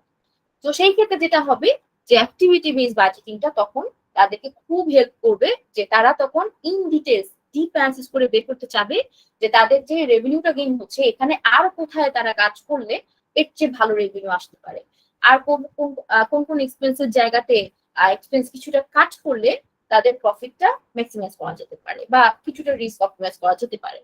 তো এই বিষয়গুলোতে তখন তারা এখানে এই অ্যাক্টিভিটি বেস বাজেটিং ফলো। আর যেসব কোম্পানিতে আপনারা এখন জব করছেন, যেসব কোম্পানি যদি 5 থেকে 7 বছরের মতো লং টার্ম কোম্পানি হয়ে থাকে, তাহলে আমি বলবো আপনারা সরাসরি ট্রেডিশনাল বাজেটিং অথবা অ্যাক্টিভিটি বেস বাজেটিং ফলো করি বাজেট তৈরি করা শুরু করতে পারেন। ঠিক আছে, আর যারা মোটামুটি নতুন পর্যায়ে আছে সব কোম্পানি 3 থেকে 4 বছর বাট অতটা ভালোভাবে এখন অপারেশন করছে না, তাদের জন্য জিরো বেস বাজেটিং আর incremental budgeting is most suitable. Okay, তো এই হচ্ছে বাজেটিং এর বিভিন্ন মেথড। এখন আমরা যেটা করব, বাজেটের যে মেথড গুলো শিখলাম, বুঝলাম আমার বাজেট কিভাবে তৈরি করতে হয়, তো এখন আমরা এক্সেল এর মধ্যে তৈরি করব। আর আমি যেটা দেখাবো আপনাদেরকে একটাই ইনকাম স্টেটমেন্ট থেকে বিভিন্ন পদ্ধতিতে বাজেট তৈরি করে দেখাবো, তাহলে এটা কি ইজি হবে আমাদের বুঝতে যে প্রত্যেকটা মেথডের মধ্যে পার্থক্যটা কোথায়। তো যখন আমরা ইনকাম স্টেটমেন্ট থেকে একটা ইনকাম স্টেটমেন্ট থেকে মাল্টিপল মেথডে বাজেট তৈরি করব, সেটার মাধ্যমে আপনারা বুঝতে পারবেন যে কোথায় কোথায় আমরা পার্থক্যটা করছি। আর আমি প্রত্যেকটা বাজেট তৈরি করার সময় আমি আপনাদেরকে ওই যে ইভ্যালুয়েশন কিভাবে আমি নাম্বারটা নির্ধারণ করছি, কেন নির্ধারণ করছি, সেই বিষয়গুলো আমি মেনশন করব। ঠিক আছে, তো এবার বাজেট তৈরি করার ক্ষেত্রে আমরা কিছু ভেরিয়েবল কস্ট আর ফিক্সড কস্ট দেখি। এছাড়া দেখা যায় যে প্রত্যেকটা বাজেটের রেভিনিউ গুলোকে আমরা প্রজেক্ট করি বা ফাইন্ড আউট করার চেষ্টা করি। এছাড়া আমরা কস্ট মার্জিন প্রফিটটা বের করি। তো বাজেট থেকে যদি আমরা রেভিনিউ গুলো বের করি আর কস্ট গুলোকে রেভিনিউ থেকে বাদ দিই, তাহলে আমরা পেয়ে যাচ্ছি গ্রস প্রফিট। তো এই গ্রস প্রফিট মার্জিনটাই আমরা এখানে বের করি।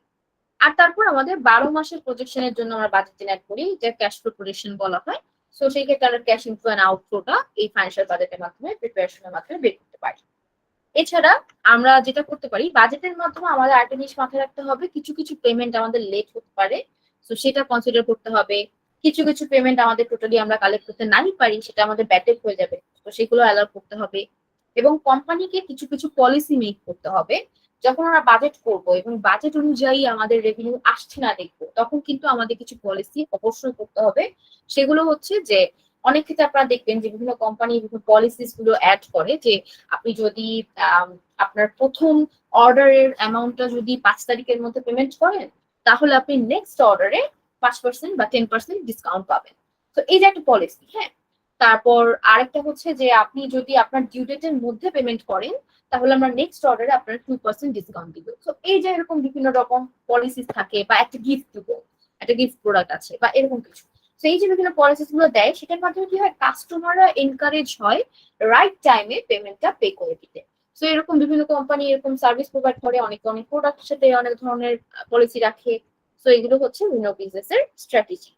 আর তাছাড়া হচ্ছে সিজনালিটিটা আমাদের অ্যাডজাস্টমেন্ট করতে হবে। সিজনালিটি বলতে আসলে বোঝানো হচ্ছে যে যদি কোনো এমন সিজনালিটি থাকে, যে ধরেন পেন্ডেমিকের সময় আমরা জানি যে নেক্সট কয়েকটা মাসে আমাদের সেলস কমতে যাচ্ছে, তো তখন কিন্তু আমরা বাজেট শিটটা বের করে আমরা ম্যানেজমেন্টের ডিসিশন মেকিং এ একটা ছোটখাটো একটা মিটিং করবো, যে কোথায় কোথায় আমাদের চেঞ্জ গুলো করা দরকার। নেক্সট 3 মাসের বাজেটে আমরা সেই চেঞ্জ গুলো করবো।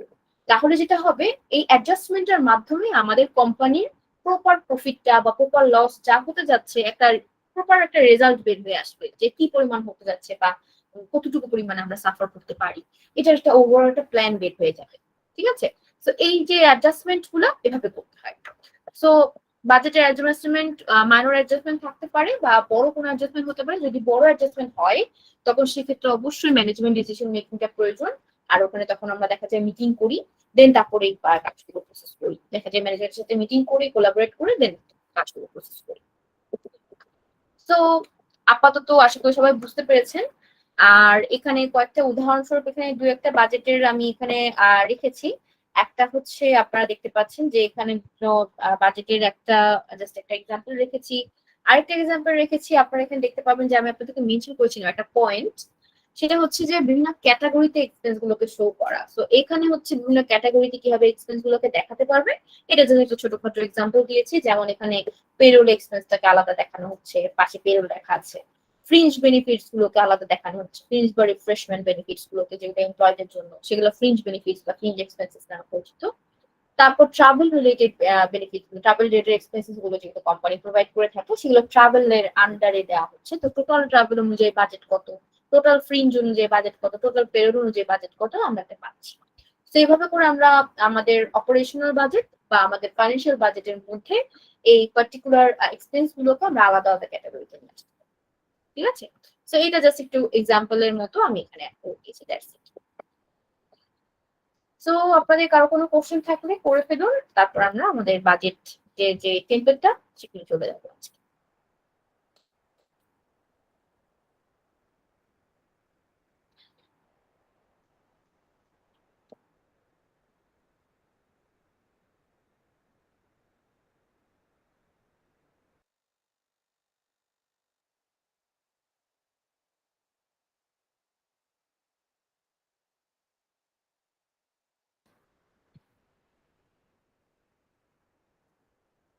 ওকে, আপাতত কারো কোশ্চেন নেই। ঠিক আছে, তো তাহলে চলে যাচ্ছি। আমরা বাজেট টেমপ্লেট যেটা জেনারেট করব, সেখানে যেটা বললাম যে অলরেডি একটা জাস্ট ইনকাম স্টেটমেন্ট আমি নিয়েছি, এবং সেটা হচ্ছে একটা কোম্পানির ইনকাম স্টেটমেন্ট যেটার মধ্যে প্রোডাক্টও আছে সার্ভিসও আছে। ঠিক আছে? তো প্রোডাক্টও আছে সার্ভিসও আছে, এরকম টাইপের একটা বিজনেস নিয়েছি, এবং সেখান থেকে আমরা ইজিলি বের করতে পারি বা বাজেটটা বের করতে পারি, যে মান্থলি বা আমরা পুরো ইয়ারলিও বাজেটটা জেনারেট করতে পারি। তো এটা মূলত হচ্ছে আমি যেহেতু একটা মান্থের ইনকাম স্টেটমেন্ট নিয়ে কাজটা করছি, তো এই কাজটা যদি আমরা মাল্টিপল মান্থের ইনকাম স্টেটমেন্ট নিয়ে কাজটা করি, তাহলে এটা ফুল ইয়ারের বাজেট তৈরি করতে হেল্প করে। তো আপনারা দেখতে পাবেন প্রথম শীটটা যেটা আমি জেনারেট করতে যাব সেটা হচ্ছে ইয়ারলি বাজেট নামে আমি তৈরি করেছি, এবং এখানে প্রত্যেকটা যে আমাদের কম্পোনেন্ট যা যা এই বাজেটে থাকছে আমাদের ফাইন্যান্সিয়াল বাজেটের মধ্যে, সেটা হচ্ছে income, cost of goods sold এবং এক্সপেন্সেস। সো এক্সপেন্সেস এর মধ্যে operating and non operating both, ইনকামের মধ্যে operating and non operating both, আর কস্ট অফ গুডস সোল্ড তো একটা আলাদাই আমাদের কস্ট। সো এখানে আমাদের সেই সবগুলো কম্পোনেন্ট গুলো থাকছে। এখানে আমি নাম দিচ্ছি হচ্ছে টাইপ অফ দা প্রত্যেকটা ক্যাটাগরি টাইপ, আর ক্যাটাগরি গুলো হচ্ছে এখানে। তো এই যে ইনকাম স্টেটমেন্টে যা যা আমাদের ইনকাম এবং এক্সপেন্স এন্ড কস্ট অ্যাকাউন্টস গুলো অ্যাড করা হয়েছে, এই অ্যাকাউন্টস গুলো অনুযায়ী জাস্ট আমি এখানে ক্যাটাগরি গুলো identify, just copy and paste, that's it. And তারপর আমাদের মান্থ ওয়াইজ এখানে বাজেটটা জেনারেট করার জন্য, সাপোজ এটা 2021 সাপোজ পুরা ইয়ারের বাজেট, তো আমি সাপোজ পুরো ইয়ারের বাজেট 2022 জন্য তৈরি করবো, তো তারপরে এইভাবে শীটটা জেনারেট করে নিতে হবে। এবং at the end of the sheet এখানে টোটালটা আমরা রাখবো, যেটার মাধ্যমে আমরা বের করতে পারবো যে ফুল ইয়ারের রেভিনিউ কত, ফুল ইয়ারের এক্সপেন্স কত, এটা একটা বাজেট শীট জেনারেট করতে হবে। এবং এটা যদি আমরা সাপোজ 6 মাসের জন্য একসাথে জেনারেট করতে চাই তাহলেও এই শীটে জেনারেট করতে পারবো, যদি পুরো 1 বছরের জন্য জেনারেট করতে চাই পুরো শীটেই একসাথে কাজটা করতে পারবো। তো এটার জন্য এই শীটটা রেখেছি ইয়ারলি বাজেট। নেক্সট হচ্ছে ইনকাম স্টেটমেন্ট, যেটা দেখে আমরা তৈরি করবো। তো এটা হচ্ছে income statement for January suppose. তো এটা একটা মাসের ইনকাম স্টেটমেন্ট, এবং এটার মধ্যে রেভিনিউ গুলো আছে, company cost of goods sold আছে, এক্সপেন্স আছে। কস্ট অফ গুডস সোল্ড গুলো হচ্ছে এই যে সেলস বা সার্ভিস প্রোভাইড করা হচ্ছে এটার সাথে যে কস্ট গুলো, সেই প্রোডাকশনের সময় যে কস্ট গুলো, ডাইরেক্ট কস্ট গুলো, ইনডাইরেক্ট কস্ট গুলো, সেগুলো। তো এখানে টোটাল ইনফরমেশনটা আছে। এখানে দেখতে পাবেন 4টা কলাম আছে। প্রথম যে কলামটা, এটা হচ্ছে আমাদের অ্যাকচুয়াল অ্যামাউন্ট, তার মানে জানুয়ারি মাসটা অপারেশন করার সময়ে যা যা খরচ বা যা যা আর্নিংস হয়েছে সবগুলো অ্যামাউন্টই আছে অ্যাকচুয়াল অ্যামাউন্টস এর সেলটাতে, ঠিক আছে। আর বাজেটেড অ্যামাউন্টটা হচ্ছে এই জানুয়ারি মাস আসার আগেই গত বছর মানে 2020 ডিসেম্বরে যখন আমরা বাজেট জেনারেট করেছিলাম, এই বাজেটের অ্যামাউন্টটা হচ্ছে তখনের, ঠিক আছে। সো বাজেটের অ্যামাউন্টটা আমরা কিন্তু জানুয়ারি মাস আসার আগেই তৈরি করেছিলাম, আর জানুয়ারি মাস যখন এসেছে এবং শেষ হয়ে গেছে তখন আমরা যে ফাইন্যান্সিয়াল যে স্টেটমেন্ট গুলো তৈরি করি, income statement and balance sheet, ওই ইনকাম স্টেটমেন্টের অ্যামাউন্টটা হচ্ছে এই অ্যাকচুয়াল অ্যামাউন্টস এর ঘরটাতে। এবার তাহলে আমাদের দুটা অ্যামাউন্টই যেহেতু এই ঘরে আছে, তাহলে আমরা ইজিলি ভেরিয়েন্স গুলো বের করতে পারি। তো ভেরিয়েন্স কিভাবে বের করা যায়, একটা হচ্ছে ভেরিয়েন্স ইন পার্সেন্টেজ আর একটা হচ্ছে ভেরিয়েন্স ইন টাকা। সো ভেরিয়েন্স ইন পার্সেন্টেজটা বের করার সূত্রটা হচ্ছে যে আপনি budgeted amount minus actual amount divided by budgeted amount যদি করেন, এখানে অলরেডি ফাংশনটা দেওয়া আছে, আপনারা দেখতে পাবেন। সো আমি যেটা করেছি budgeted amount minus actual amount divided by budgeted amount, এটা যদি করি তাহলে আমাদের ভেরিয়েন্স ইন পার্সেন্টেজ চলে আসছে।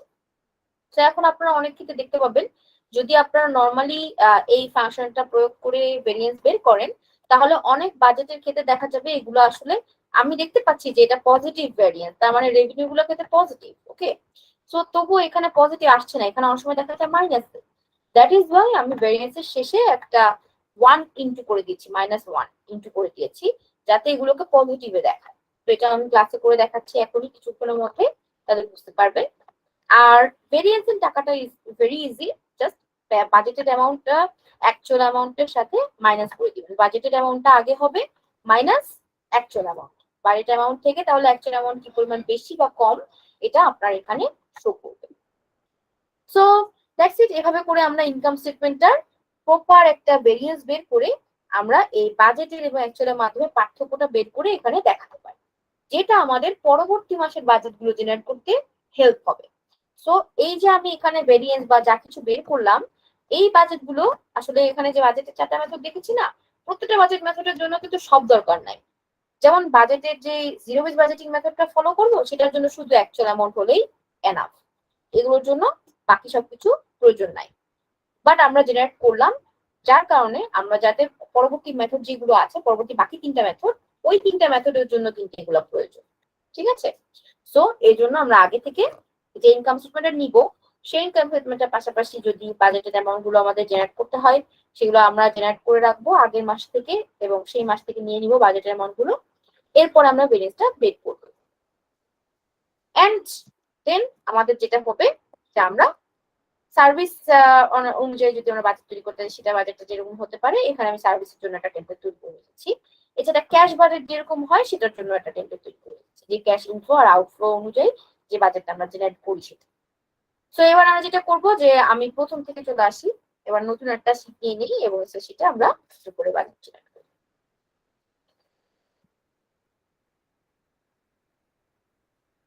ওকে, তো এই যে আমরা বাজেটটা জেনারেট করবো, এটা প্রথম যে শীটটা, এটার নাম দিচ্ছি আমি ইয়ারলি বাজেট, আবার বা এটার নাম আপনারা দিতে পারেন যে এনুয়াল বাজেট। তো এনুয়াল বাজেট 2022, সাপোজ 2022 এর জন্য যে ইয়ারলি বাজেট বা এনুয়াল বাজেটটা জেনারেট করবো এটা। তো এখানে আপনারা ফার্স্টে যেটা করবেন, আমি যে টেম্পলেটটা এতক্ষণ দেখাচ্ছিলাম ওটার উপরে এই জিনিসগুলো ছিল না, বাট আমি আপনাদের যেহেতু ক্লাসে করাচ্ছি এটা প্রপারলি আমি আপনাদেরকে করে দিচ্ছি। তো এখানে ফার্স্ট অফ অল আমরা যেটা করব, প্রথমে যেই সেলটা ওটাকে নিয়ে মার্জিন সেন্টার করব, এন্ড সবসময় আমরা ফার্স্টে কোম্পানির নামটা মেনশন করবো যে কোন কোম্পানি বাজেট। ওকে, তো company name first of all. Second হচ্ছে এটা যেহেতু বাজেট, তো আমরা এখানে এটা মেনশন করবো। তো আমরা দুইটা ঘর নিয়ে মার্জিন দিয়ে লিখবো অ্যানুয়াল ফাইন্যান্সিয়াল বাজেট। ঠিক আছে, এটা হচ্ছে আমাদের অ্যানুয়াল ফাইন্যান্সিয়াল বাজেট, বিকজ আমরা এখানে 12 মাসেরটা এন্ট্রি করার জন্য জায়গা রাখবো। দ্যাট ইজ ওয়াই এটার নাম দিব হচ্ছে অ্যানুয়াল ফাইন্যান্সিয়াল বাজেট। তো আমি এটা বোল্ড করে দিচ্ছি আর একটা কালার ইউজ করছি। দেন লাস্টে হচ্ছে আমাদের এখানে আরেকটা সেল দিতে হবে মার্জিন সেন্টার করে, এখানে লিখতে হবে যে কোন ইয়ারের জন্য বাজেটটা তৈরি করবো। So for the year of 2020।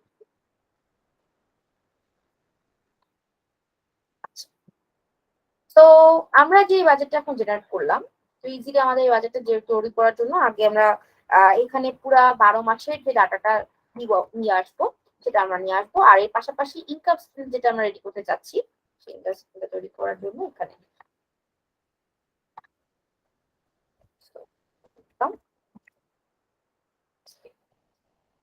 এটা সাপোজ 2022 এর জানুয়ারি, তো একই জানুয়ারি। তো এখন যেটা করব, আমি এখানে জানুয়ারিটা দেখে ফেব্রুয়ারিটা যদি অ্যাড করতে চাই, বা এই মাসে আছি আমরা হচ্ছে অক্টোবরে সাপোজ, তো সেপ্টেম্বরটা সেপ্টেম্বরটা থেকে অক্টোবর। তো এবার আমরা জেনারেট করার জন্য আমি যে ইনকাম স্টেটমেন্টটা এখানে আছে ওই ইনকাম স্টেটমেন্টে নিয়ে চলে যাচ্ছি, যাতে এখান থেকে ইজিলি জেনারেট করতে পারি। তো আমি এখান থেকে জাস্ট এই কয়েকটা সেল কপি করব, কপি করে এখানে নিয়ে আসি, সরি এখানে নিয়ে আসি, উপর থেকে জাস্ট কপি করে পেস্ট করব।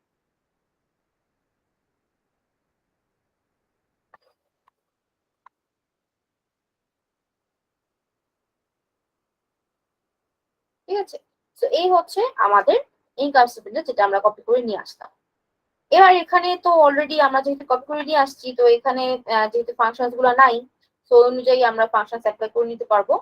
তো এইখানে যে ফাংশন গুলো অ্যাপ্লাই করতে হবে সেটা সিস্টেমটা এখানে হচ্ছে যে আমরা এখন ফাংশন অ্যাপ্লাই করবো। আমি এখানে ফাংশনে চলে আসি, আপাতত আমি নেই। তো এখানে যেটা করবো, বাজেটেড অ্যামাউন্ট ফার্স্টে ব্র্যাকেটটা ইউজ করি, তো budgeted amount minus actual amount bracket close divided by budgeted amount. ঠিক আছে, এটা করার পরে দেখেন এখানে কিন্তু -8 আসে। সো রেভিনিউর ক্ষেত্রে 8% তো বেড়েছে, তো আমি এখানে কেন মাইনাস দেখাবো, তাই না? তো পার্সেন্টেজটা ইজিলি বোঝার সুবিধার্থে আমি কোনোটাতেই আর মাইনাস রাখিনি, আমি সবগুলোতেই দেখেন পজিটিভ দিয়ে দিচ্ছি। তার মানে এখানে বুঝতে পারবো ইজিলি যে আমার যে বাজেটটা ধরছি তার চেয়ে অ্যাকচুয়ালটা বেড়েছে। সো এটা যদি বাড়ে এক্সপেন্সের ক্ষেত্রে, তাহলে আমরা বুঝে নিবো ইটস অ্যালার্মিং সাইন যে এক্সপেন্সের ক্ষেত্রে বেড়েছে। আর যদি ধরে নিই যে আমরা এখানে বাড়তে দেখছি রেভিনিউর অপোজিটে, তাহলে তার মানে এটা revenue, so of course it's best, right, আমাদের কোম্পানির জন্য। তো এই বাড়াটা বোঝার সুবিধার্থে আমি এখানে -1টা অ্যাড করেছিলাম। তো এখানে জাস্ট -1টা ইনটু করে দিলে মাইনাস, এটাকে ইনটু করে দিলাম, এবার এন্টার দিয়ে দেখেন 8% চলে আসছে। তো আমি জাস্ট এটাকে ড্র্যাগ এন্ড ড্রপ করি,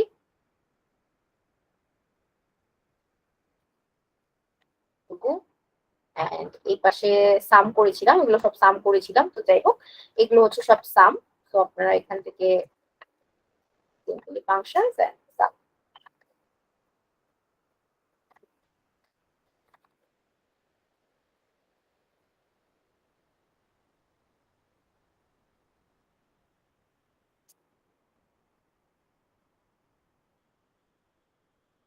আছে, সো এভাবে করে আপনারা এখানে পুরো পার্সেন্টেজটা পে করতে পারবেন। আর যেটা যেটা এরকম মাইনাস আসবে সেটার পাশে জাস্ট -1 অ্যাড করে দিবেন, যেগুলো মাইনাস আসবে না সেগুলো জাস্ট রাখে দিবেন। অনুযায়ী আমাদের এখানে কাজটা আসবে। এইভাবে করে করতে হবে। আর এই ফাংশনটা আপনারা পুরোপুরি আপনাদের টেমপ্লেটের মধ্যেই পাবেন। আমি জাস্ট এই ভেরিয়েন্সের জন্য আর ফাংশনটা কিভাবে অ্যাপ্লাই করলাম এটা দেখিয়ে দিলাম, আপনারা আপনাদের এই শীটের মধ্যে পেয়ে যাবেন। ঠিক আছে, এবার চলে আসি যে আমাদের যে ইনকাম স্টেটমেন্টটা আমরা এখানে আনছি, এটা তো অলরেডি একটা কোম্পানির ইনকাম স্টেটমেন্ট, যেটার মধ্যে অলরেডি বাজেট অ্যামাউন্ট অলরেডি করা আছে। এখন যদি আপনাদের একটা নতুন অর্গানাইজেশন হয় যেখানে আপনার বাজেটটাও নাই, ভেরিয়েন্সও নাই, এভরিথিং নাই, আপনি জাস্ট নতুন করে প্রিপেয়ার যে মাসের জন্য করছেন সেই মাসের জন্য 1 মিনিট সময় নিচ্ছি।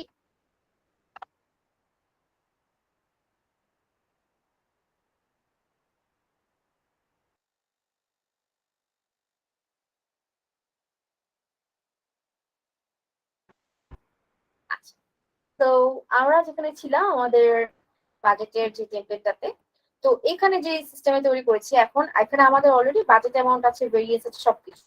তো যদি একটা নতুন কোম্পানি হয় তাহলে অবশ্যই আমাদের এত কিছু থাকবে না, জাস্ট আমরা সেই পার্টিকুলার মান্থে, আমি যেটা বলেছি ওই পার্টিকুলার মান্থে আপনারা জার্নাল এন্ট্রি করবেন, আপনাদের ডকুমেন্ট গুলোকে সাজিয়ে নেবেন, লেজার করবেন, ট্রায়াল ব্যালেন্স করবেন এবং income statement and balance sheet করবেন। তো সেই জানুয়ারি মাসের সাপোজ আপনাদের শুধুমাত্র অ্যাকচুয়াল অ্যামাউন্ট গুলো আছে, আপনারা কিন্তু শুধুমাত্র ফেব্রুয়ারির জন্য তখন জেনারেট করবেন বাজেট। আপনার ফেব্রুয়ারিতে জেনারেট করার জন্য অ্যাকচুয়াল অ্যামাউন্টই এনাফ। ঠিক আছে, তো আমি অ্যাকচুয়াল অ্যামাউন্ট থেকে যে প্রথম বাজেটটা জেনারেট করবো ওটা হচ্ছে জিরো বেস বাজেটিং পদ্ধতি, এবং আপনাদেরও যেহেতু ওরকম প্রিভিয়াস কোনো অ্যাকাউন্টসের আপনার ব্যালেন্স থাকবে না, শুধুমাত্র ওই মান্থের জন্য বা কিছু অল্প কিছু মান্থের জন্য যেগুলো আপনি রেডি করছেন সেগুলো থাকবে, তো সুতরাং বাজেট অ্যামাউন্ট থাকবে না আপনাদের, তখন আপনারা জিরো বেস বাজেটিং মেথডে বাজেটটা তৈরি করবেন, যেটা আমি প্রথমে তৈরি করে দেখাবো। তো এটার জন্য যেটা করবো, আমি এখন এইখানে যে অ্যাকচুয়াল অ্যামাউন্ট আর বাজেট অ্যামাউন্ট যা কিছু আছে আমি জাস্ট এখান থেকে কপি করে নিয়ে আসবো এই শীটে।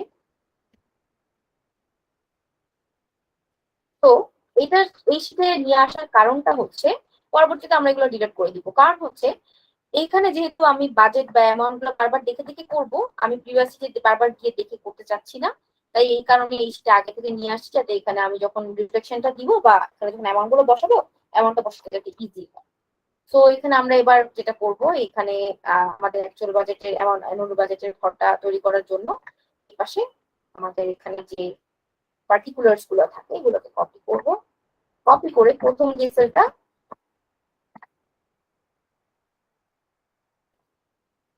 করি, এখন এখানে এসে পার্টিকুলার্স গুলো এখানে বসাবো।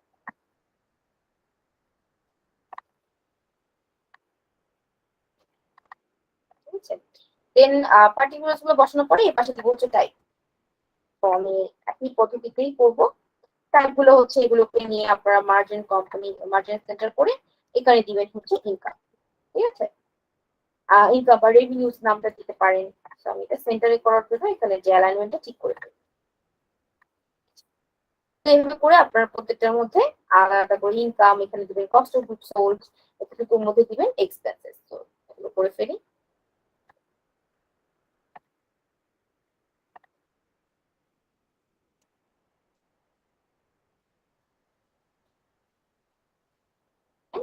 আমাদের cost of goods sold, margin centre, alignment ঠিক করলাম।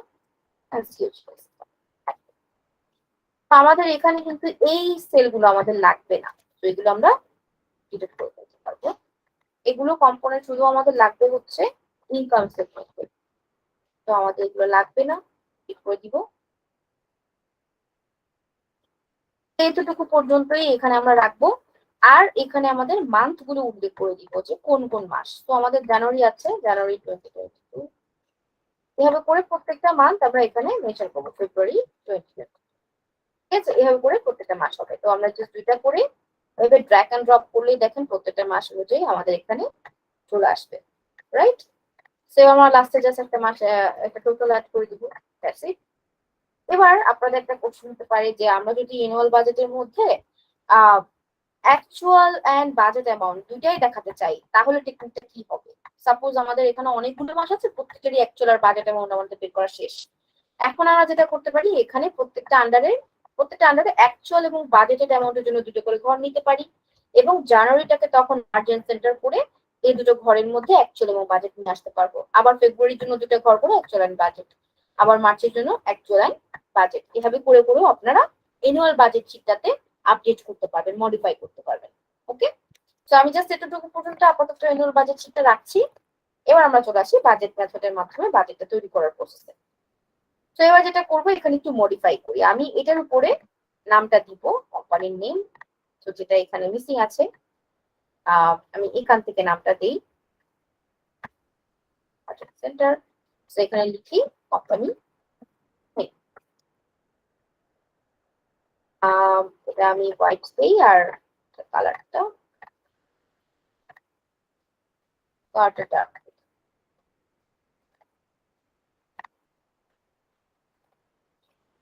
তো এইটা হচ্ছে আমাদের এই কোম্পানিতে নেমটা এভাবে হবে।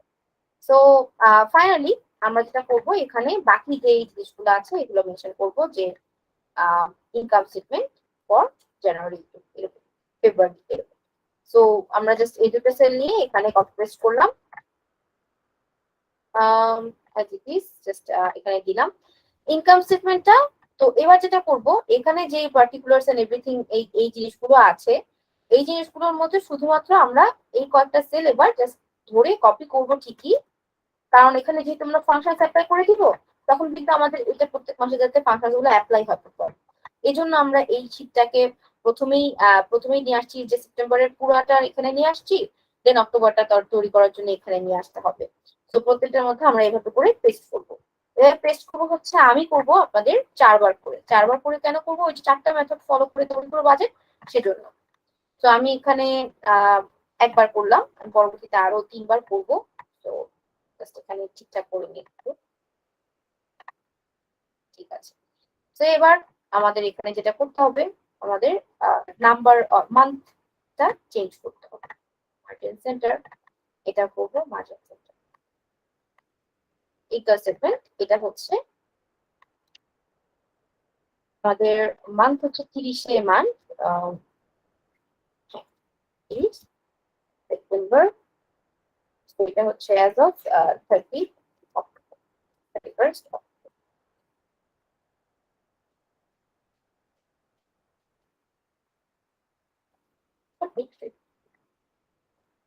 So এটা হচ্ছে আমাদের সেপ্টেম্বর।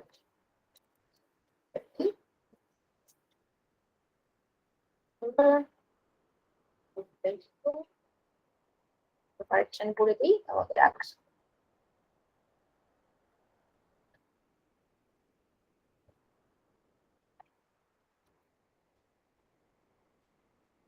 তো এভাবে করে আপনারা যখন করবেন, মানে আপনারা যখন এই শীটটা থেকে এই বাজেটটা জেনারেট করবেন, তখন কিন্তু আপনাদের এই ফাংশন গুলো সবগুলো কপি হবে, ঠিক আছে।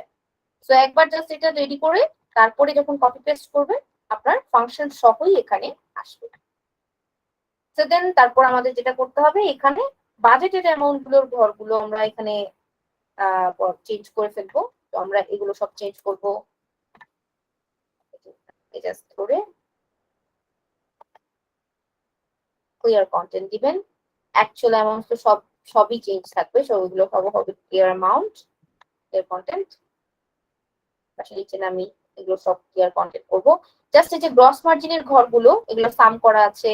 তারপর ধরেন টোটাল কস্ট অফ গুডস এগুলো সাম করা আছে। তারপর গ্রস মার্জিন প্রফিটটা আপনার পার্সেন্টেজে আছে, তো এই পার্সেন্টেজটা বের করা হয়েছে যে আপনার গ্রস মার্জিনটা কত পার্সেন্ট, সেলস এর নেট রেভিনিউ কত পার্সেন্ট, ঠিক আছে, এটা বের করা হয়েছে এখানে। তো এখানে ওই কোয়েশ্চন দেওয়া আছে।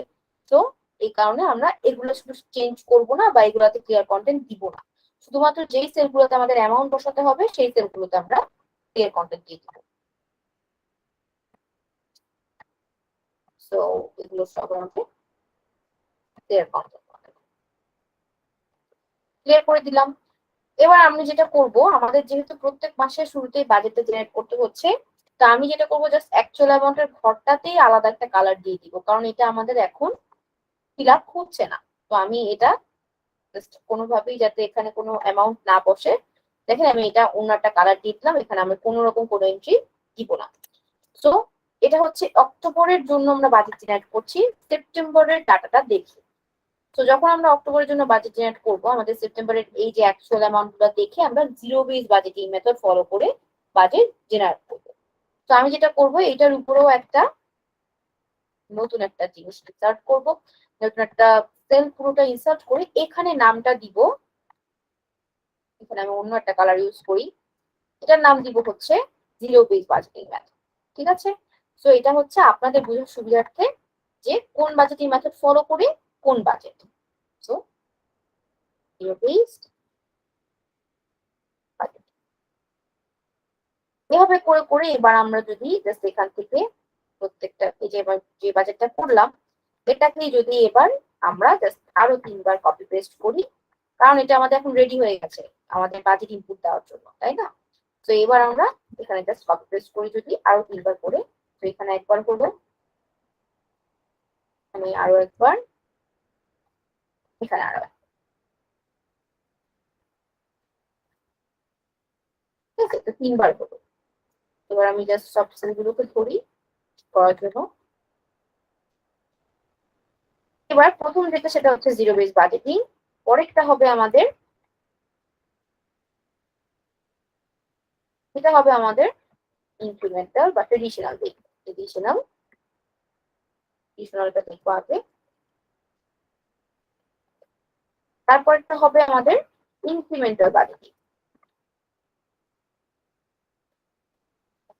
একই বাজেটটা আমরা ইনক্রিমেন্টালে তৈরি করবো। দেন লাস্টে হচ্ছে অ্যাক্টিভিটি বেসড।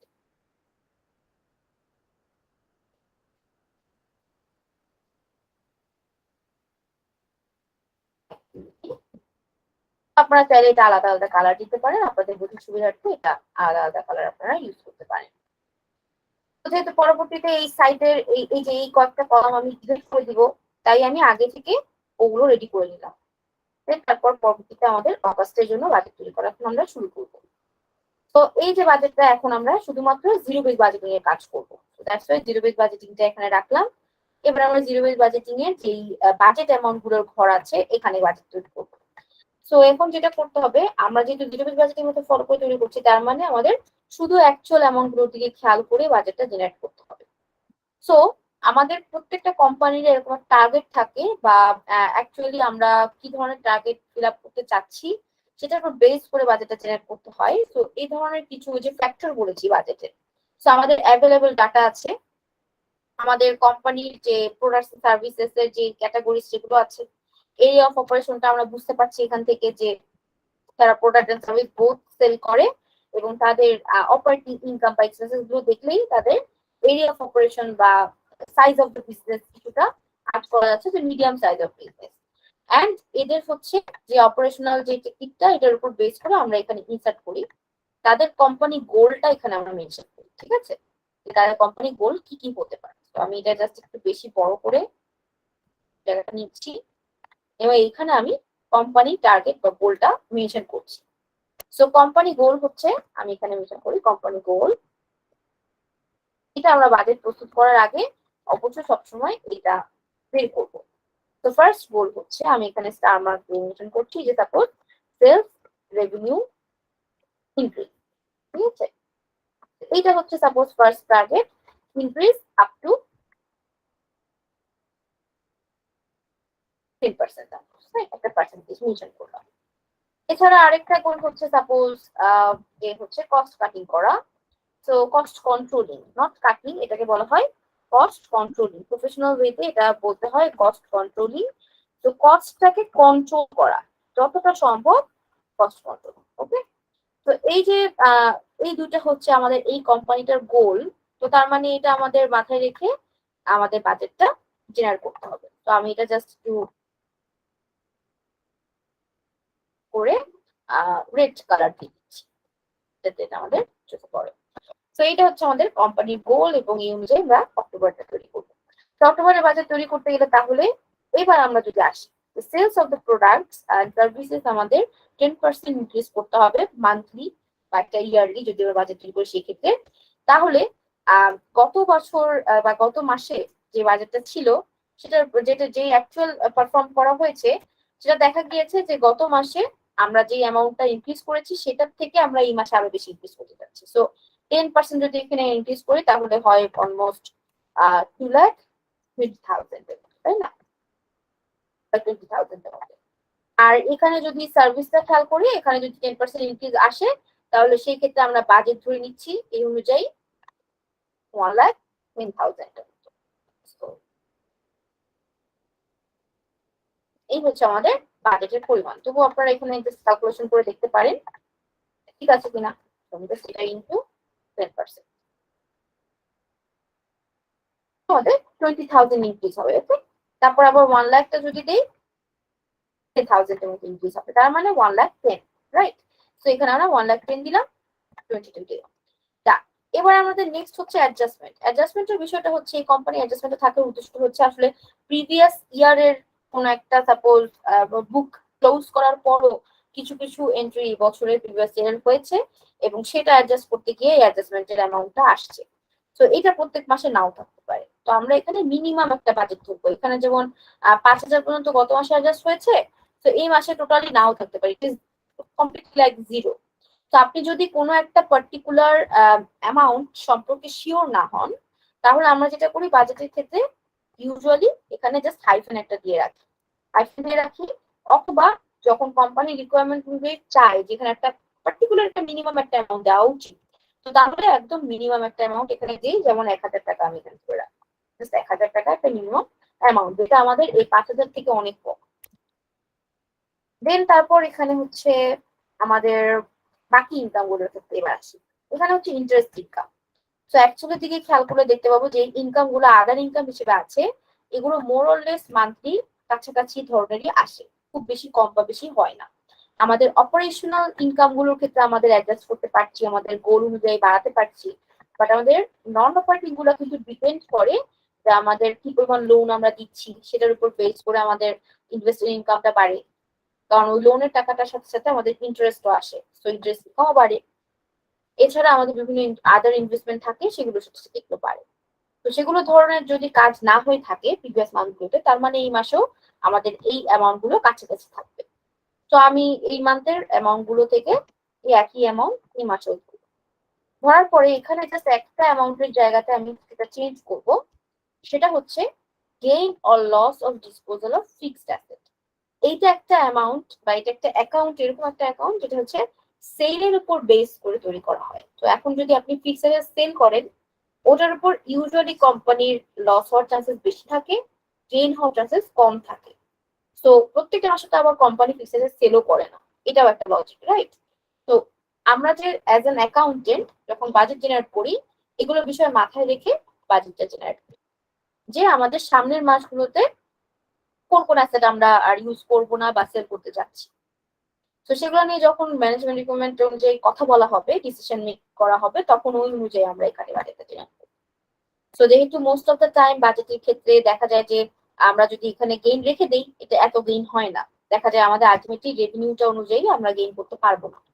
তো এই কারণে এখানে মিনিমাম অ্যামাউন্ট রাখবো 100 টাকা, জাস্ট অল্প কিছু অ্যামাউন্ট এখানে রেখে দিব, যেটা আনসার্টেন। এটা কিন্তু আমাদের ফিক্সড অ্যাসেট প্রতিবেশী সেলও হয় না, আর সেল হলে গেইনও হয় না, এটা একটা বিষয়, যার কারণে এখানে মিনিমাম অ্যামাউন্ট আমরা রাখতে পারি। বাকি যেই অ্যামাউন্ট গুলা এখানে খুব একটা না চেঞ্জ করলেও চলবে। দেন এবার হচ্ছে next cost. Cost of goods সোল্ডটা এখানে 8,000 টাকাটা যেটা দেখতে পাচ্ছেন, এটা হচ্ছে 2,00,000 টাকার আমরা প্রোডাক্ট যেটা সেল করেছি এটার উপরে 8,000 টাকার একটা কস্ট গিয়েছে। তো এখন যদি 2,20,000 উপরে আমরা সেল করতে চাই তাহলে এখানে কত টাকার আমাদের পারবে। তো এখানে যদি 10% ইনক্রিজ করি এখানে 8,800 হয়। তো আমি এখানে কিছুটা কস্টটা কন্ট্রোল করার সুবিধার্থে আমি এখানে 8,500 করি, যেটা একটা রাউন্ড ফিগার, রাইট? তো এই কারণে ধরলাম যে যদি 8,500 বা 8,600 বা 700-800 পর্যন্ত হয়, মোটামুটি আমাদের কাছাকাছি একটা অ্যামাউন্টে ভেরিয়েন্সটা আসবে, খুব বেশি অ্যামাউন্ট ভেরিয়েন্স আসবে না, ডিফারেন্স হবে না। দেন এখানে যদি আবার 3,500 জায়গায় আমি এখানে 10% বাড়িয়ে ধরি, তাহলে 3,700 সামথিং বা 800 সামথিং আসে, তাই না? তো আমরা এখানে 3,700 এভাবে ধরি। তো এটা যদি আপনারা আরেকটু হিসাব করে নিতে চান যে আমি এখানে 3,500 জায়গায় 3% বাড়িয়ে দেখতে পারি কত আসে। 350 পারবে। হ্যাঁ, তো 3000 প্লাস এখানে 3850 আছে। হ্যাঁ, তো এখানে যদি আমরা 3700 বা 3750 ধরি, তাহলে এটা আমাদের কস্টটা কিছুটা কন্ট্রোল করতে হেল্প করবে। ওকে, তো এই হচ্ছে আমাদের মোটামুটি বাজেটটা, কস্ট এবং রেভিনিউর ক্ষেত্রে যেভাবে আমরা জেনারেট করতে পারি zero base budgeting method follow করে। তার মানে এটার ক্ষেত্রে কিন্তু আমি টোটালি বাজেট অ্যামাউন্ট দেখছি না, আগের মাসে কি হয়েছিল এবং বাজেটের মধ্যে কতটা ভ্যারিয়েন্স আসছে এটা কিছুই খেয়াল করলাম, তাই না? তো এটার মাধ্যমে এটা হচ্ছে একেবারে নতুন যেসব কোম্পানি যাদের মাত্র ডাটা ম্যানেজমেন্ট শুরু হয়েছে, অ্যাকাউন্টস ম্যানেজমেন্ট শুরু হয়েছে তাদের, and it is best for normal to medium sized company. তো এই হচ্ছে আমাদের জিরো বেস বাজেটিং। এরপরে আমাদের এখানে বাকি যে এক্সপেন্সেস গুলো আসছে, আচ্ছা আমি এখানে যে ইকুয়েশন গুলা, এটা যেহেতু এখানে টোটালস গুলা প্রপারলি শো হচ্ছে না, কিন্তু আমি ডাটা শিটটা থেকে কপি পেস্ট করেছি, তো সেই কারণে এখানে জাস্ট আমি একটু সাম আপ করে ঠিক করে দেবো, তাহলে এখানে রিফ্লেকশনটা বোঝা যাবে যে গত মাস থেকে এই মাসে কি পার্থক্যটা এটা বোঝা যাবে। তো এখানে ফাংশনস দেই সাম,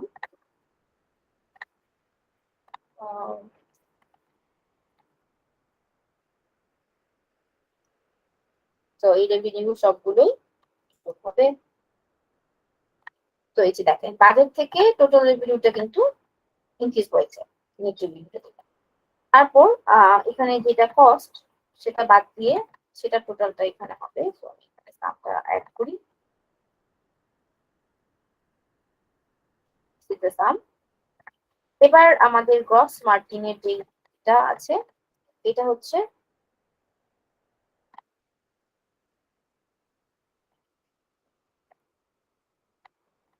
সাম না, এটা হবে হচ্ছে আমাদের this amount minus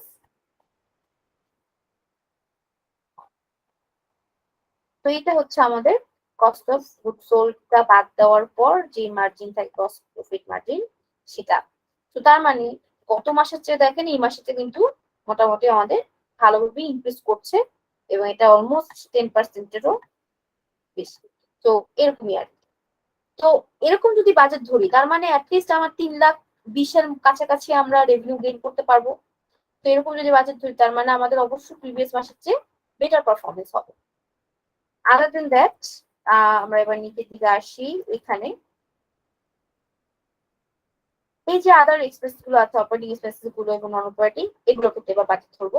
so first of all এখানে জিরো বেস বাজেটিং মেথড যেহেতু ফলো করছি, তার মানে যেগুলোর ক্ষেত্রে মনে হয় যে এক্সপেন্স বাড়তে পারে বা কমতে পারে সেগুলোর ক্ষেত্রে বাড়াবো কমাবো, আদারওয়াইজ সেম রাখবো এক্সপেন্স গুলোর ক্ষেত্রে।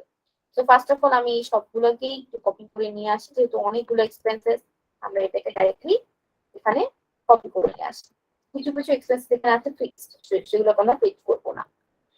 তো যেমন কনসালটেন্ট ফিটা দেখতে পাচ্ছি, এটা almost most of the time ফিক্সডই থাকে, বা প্রফেশনাল ফিস যে কনসালটেশন ওগুলো কোম্পানির সাথে এগুলো থাকে, দেখা যায় যে বাইরের কোনো কোম্পানিতে এই ফিটা প্রোভাইড করা হয়ে থাকে এই কনসালটেন্ট ফিটা। তারপর লিগ্যাল ফি এগুলো হচ্ছে সেম থাকে, এগুলো আমরা চেঞ্জ করবো না। নেক্সট হচ্ছে অ্যাডভার্টাইজমেন্ট আর মার্কেটিং, এইটা আমাদের কোম্পানি ওয়াইজ কিন্তু বাড়বে। সো বেসিক্যালি আপনারা যদি খেয়াল করেন যে প্রিভিয়াস মান্থে যে পরিমাণ সেলস হয়েছিল আমাদের, অবশ্যই আমরা এই মান্থে সেলসটা বাড়াতে চাচ্ছি, আর ডেফিনেটলি এটার জন্য আমাদের মার্কেটিং বা অ্যাডভার্টাইজমেন্টটা প্রয়োজন আছে বাড়ানোর। তো এখানে আমাদের বেশি ক্যাম্পেইন বা বেশি খরচ হতে পারে। তো এখানে 1,000 বা 1,200 টাকার মতো আমরা এখানে এক্সপেন্সটা ধরে রাখবো এই ক্ষেত্রে, এই খাতে। আদার দেন দ্যাট ইন্স্যুরেন্স এক্সপেন্স, তো ইন্স্যুরেন্স এক্সপেন্সটা 560-এর জায়গায় আমরা মিনিমাম 500 ধরে রাখি। ইন্স্যুরেন্স এক্সপেন্সটা আমরা কিছুটা কমিয়ে ধরতে পারি। তারপর লাইসেন্স এন্ড পারমিট ফি, এটা চেঞ্জ করার কিছু নেই, এটা প্রত্যেক মাসে সেমই থাকে। দেন অফিস সাপ্লাইজ, অফিস সাপ্লাইজটা আমরা কিছুটা লিমিট করতে পারি। অফিস সাপ্লাইজটা হচ্ছে এমন ধরনের প্রোডাক্ট বা এমন ধরনের আইটেম যেগুলো অফিসিয়াল ইউজের জন্য, এই ধরনের কোনো অফিস সাপ্লাইজ ম্যাটেরিয়ালস আইটেমস কিনতে হলে সেটা হচ্ছে এখানে। তো আমি এখানে জাস্ট 600 টাকা হতো, 800 টাকা 600 টাকা হতো। রিপেয়ার এন্ড মেইনটেনেন্স, এটাও কিছুটা আমাদের কনসিডার করা যেতে পারে, প্রত্যেক মাসে এত রিপেয়ার মেসেজ থাকছে না। তো এটা হচ্ছে কোম্পানির রিপেয়ার এন্ড মেইনটেনেন্স এর অবস্থাটা বুঝে সেভাবে এখানে অ্যামাউন্টটা ধরতে। তো গত মাসে যেহেতু 650 টাকার মতো রিপেয়ার করা হয়েছিল, এই মাসে কি কি রিপেয়ার করতে হবে সেটার একটা বাজেট তৈরি করতে হবে এবং সেই অনুযায়ী এখানে অ্যামাউন্ট দিতে হবে। তো আমি এখানে 600 বা 500 পর্যন্ত। দেন সফটওয়্যার পারচেজ এন্ড সাবস্ক্রিপশন, এটা প্রত্যেকটা মান্থলি সাবস্ক্রিপশন প্ল্যান অনুযায়ী করতে হয়। তো দেখা যায় সাবস্ক্রিপশন প্ল্যান প্রত্যেক মাসে সেম অ্যামাউন্ট থাকে, এটা সেম থাকবে। তারপর কাস্টম ফ্রেট এন্ড কস্ট, এটা হচ্ছে কাস্টমস এন্ড ফ্রেট কস্টটা হচ্ছে মূলত কাস্টমস ফিস বা শিপমেন্টের জন্য বিভিন্ন কস্ট থাকে। ফ্রেট কস্ট হচ্ছে বিভিন্ন জায়গায় ডেলিভারি দেওয়ার জন্য যে ফ্রেট কস্ট সেটা। তো এটা হচ্ছে বিভিন্ন ধরনের কস্ট, এগুলো আমাদের খুবই লিমিটেড হয়। সো এই ক্ষেত্রে আমরা অল্প কিছু অ্যামাউন্ট এখানে রাখতে পারি, 30 টাকা, এটা খুব একটা চেঞ্জ করা দরকার নেই। দেন পোস্টেজ, পোস্টেজটা আছে 460। তো যেসব কোম্পানিতে এখনো পোস্টেজের মাধ্যমে বিভিন্ন জায়গায় চিঠিপত্র পাঠানো হয় বা বিভিন্ন কুরিয়ার সার্ভিসের মাধ্যমে প্রোভাইড করা হয়, এটা কিন্তু পোস্টেজ এন্ড কুরিয়ার, ঠিক আছে? আপনারা এটা নামটা এইভাবে দিতে পারেন, পোস্টেজ এন্ড কুরিয়ার। তো কুরিয়ার যেসব কোম্পানিতে এখনো করা হয়, বিভিন্ন আমরা দেখা যায় জেলা ভিত্তিক, বিভাগ ভিত্তিক অনেক কিছু পাঠিয়ে থাকি। তো কোম্পানিরা এগুলো ইউজ করে, যারা বেশি ইউজ করে থাকে তাদের ক্ষেত্রে এই খাতে কিছু অ্যামাউন্ট রাখতে হয় এই এক্সপেন্সের জন্য। আর যেসব কোম্পানি জাস্ট মাসে একবার করে, হয়তো 3 মাসে 4 বার বা 5 মাসে একবার 2 বার করে, হ্যাঁ, তাদের ক্ষেত্রে এখানে মিনিমাম অ্যামাউন্ট রাখলেই enough। তো এটা পোস্টেজের ক্ষেত্রে 460 আছে, তো আমি 400 ধরে নিচ্ছি যে এই কোম্পানি ইউজ করবে। এবার হচ্ছে printing and stationeries. Printing and স্টেশনারিজটা প্রত্যেক মাসে যে পরিমাণ খাতে রাখা উচিত সেরকম রাখবো। তো প্রিন্টিংটা মোটামুটি মোরলেস ইউজ করাই হয়। তো আমি এখানে 100 টাকার মতো বরাদ্দ রাখছি, যদি এই মাসে খরচ হয় 100 টাকার মধ্যেই যাতে খরচ। মিসেলেনিয়াসটা আমরা আরো কমাতে পারি, এখানে 170 আছে। মিসেলেনিয়াসটা হচ্ছে এমন টাইপের এক্সপেন্স যেটা হচ্ছে ধরেন আপনি কোনো জায়গাতে কোনো এক্সট্রা কোনো অ্যামাউন্ট দিতে হলো, বাট এটা কোনো খাতে আমরা দিতে পারবো না, লিখতে পারবো না। সো ওই জায়গাটাতে আমরা এই মিসেলেনিয়াসটা দিয়ে থাকি। মিসেলেনিয়াসটা যে কোনো ধরনের কষ্ট। সো এখানে আমি জাস্ট 150 টাকা মতো রাখি। রেন্টটা আমরা এখানে চেঞ্জ করবো না, প্রপার্টি ট্যাক্সও চেঞ্জ করবো না, এটা অ্যাজ ইট ইজ এভাবেই রাখবো। ট্রাভেল এক্সপেন্সটা আবার আমরা এখানে কিছুটা কমাতে পারি। যেমন 560 টাকা আছে, এটা গত মাসের ট্রাভেল এক্সপেন্স অনুযায়ী অ্যাকচুয়াল হয়েছে 560 টাকা খরচ। তো যেহেতু আমরা বাজেট দেখে করছি না, আমরা এখানে কিছু কমিয়ে ধরি। আমরা এখানে এবার নেক্সট হচ্ছে meals and entertainment. Meals and entertainment হলো 9200 টাকা। এই মিলস এন্ড এন্টারটেইনমেন্টের মধ্যে হচ্ছে কোম্পানির এমপ্লয়ীদের লাঞ্চের খরচ প্লাস স্ন্যাক্স বা আদার আইটেম যেগুলো খরচ হয়। তো এখন এখানে দেখতে পাচ্ছি একটা ফ্র্যাকশন, তার মানে বুঝাই যাচ্ছে যে অ্যাকচুয়ালি গত মাসে 9000 টাকা খরচ করারই একটা বাজেট ছিল, বাট এখানে 200 টাকা এক্সট্রা খরচ হয়ে গেছে। তো তার জন্য এই মাসেও আমরা 9000 বা 9100 টাকা এখানে বাজেট রাখতে পারি, যেটা আমাদের মিলস এন্ড স্ন্যাক্স এর পারপাস। ওকে, দেন নেক্সট হচ্ছে ইন্টারনেট এক্সপেন্স। এটা প্রত্যেকটা ইন্টারনেট মান্থে বিল থাকে, তো বিল এন্ড সাবস্ক্রিপশন অনুযায়ী এটা প্ল্যান, সো দ্যাটস এটা চেঞ্জ হবে না, এটা ফিক্সড থাকবে। ভেহিকেল এক্সপেন্স এখানে চেঞ্জ করতে পারেন, এটা কমিয়ে দিতে পারেন, 800 বা 600 টাকার মধ্যে নিয়ে আসতে পারেন, সবসময় প্রত্যেক মাসে এতটা লাগে না। ভেহিকেল এক্সপেন্সের মধ্যে আসলে কোম্পানির যদি কোনো ভেহিকেল থাকে, সেটার জন্য যদি গ্যাস, চাকা বদলানো, তারপর রিপেয়ার, মেইনটেনেন্স, বিভিন্ন ধরনের কস্ট থাকে না, তো এই কস্ট গুলো আমরা ভেহিকেল এক্সপেন্সে। এছাড়া ইউটিলিটিসটা হচ্ছে কোম্পানির লাইট, গ্যাস, পাওয়ার, বিদ্যুৎ, তারপর আছে যে ওয়াটার সাপ্লাই, এগুলো সব ইউটিলিটিস আন্ডারে পড়ে। সো ইউটিলিটি আন্ডারে যত টাকা রাখবেন এই মিনিমাম একটা অ্যামাউন্ট এখানে রাখা যায়। তো 500ই গত মাসে খরচ হয়েছিল, আমি 500ই রাখি। সো এই হচ্ছে আমাদের অপারেটিং এক্সপেন্সেস এর most of the general and administrative expenses গুলো এগুলো। আর পেরোল এক্সপেন্সের ক্ষেত্রে দেখেন, পেরোল এক্সপেন্সের আন্ডারে আমি সবগুলো ক্যাটাগরি অনুযায়ী দিয়েছি, যাতে আমরা বুঝতে পারি যে পেরোল এক্সপেন্সের ইন টোটাল কত খরচ হচ্ছে। ঠিক আছে, সো পেরোল এক্সপেন্সের আন্ডারে এটা হচ্ছে, আপনারা এখানেও ক্যাটাগরি করতে পারেন, আমি জাস্ট এখানে একটা ক্যাটাগরি করে দেখিয়েছি যে আপনারা এখানে মাল্টিপল ক্যাটাগরি আন্ডারে দিতে পারেন। সো পেরোল এক্সপেন্সের মধ্যে আছে হচ্ছে wages and salary 6000, sick pay, holiday pay, employee trading, pension, health insurance, payroll taxes, এগুলো হচ্ছে বিভিন্ন ক্যাটাগরি, বিভিন্ন sub category payroll expenses. So এটা হচ্ছে বেসিক স্যালারিটা, এবং আদার্স গুলো হচ্ছে অ্যালোকেশন এন্ড ডিডাকশনের যে অ্যামাউন্ট গুলো সেগুলো। তো এখানে যেই অ্যামাউন্ট গুলো দেখতে পাচ্ছেন, এটা কিন্তু গত মাসের অ্যাকচুয়াল অ্যামাউন্ট, তার মানে অ্যাকচুয়াল খরচ হয়েছে। এখন যদি এই মাসে কোনো এমপ্লয়ি হায়ার করা হয়ে থাকে, বা প্রিভিয়াস মান্থেই মানে সেপ্টেম্বরের শেষ দিকে কোনো এমপ্লয়ি হায়ার করা হয়ে থাকে, অক্টোবরের 1 তারিখ থেকে সাপোজ জব করা শুরু করছে, তো তার মানে অক্টোবরের শেষে তার স্যালারি হবে। তো ডেফিনেটলি অক্টোবরের এই বাজেটের মধ্যে তার স্যালারিটা অ্যাড করতে হবে।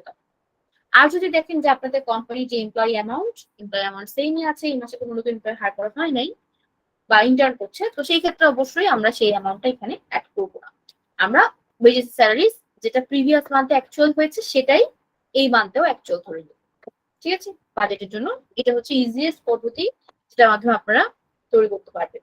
আর যদি ওয়েজেস স্যালারিটা বাড়াতে হয়, অ্যামাউন্ট গুলোকে চেঞ্জ করতে হয়, তাহলে অবশ্যই ওয়ার্কশিটে আলাদা করে স্যালারিটা বের করবেন, বেসিক স্যালারি কত হতে পারে, যদি একটা এমপ্লয়ি অ্যাড হয় তার স্যালারি রেঞ্জের অনুযায়ী, এবং তার স্যালারি রেঞ্জের অনুযায়ী বাকি যেই অ্যামাউন্ট গুলো বাড়বে কত পার্সেন্ট করে বাড়বে সেটা, দেন তারপর এখানে বাজেটটাকে অ্যাড করবে।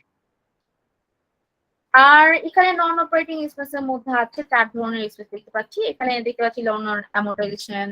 লোন অ্যামortization অ্যামাউন্টটা সেম রাখবো, এটা প্রত্যেক মাসের লোন আমরা আসলে দিয়ে থাকি। আমরা যে কোম্পানির কাছ থেকে সাপোজ বা ব্যাংকের কাছ থেকে কোনো লোন নিয়েছি, তো এই কোম্পানি বুঝতে পারছি যে তারা মান্থলি লোন এন্ড অ্যামortization মানে লোনের ইনস্টলমেন্টের মাধ্যমে পেমেন্ট করে থাকে।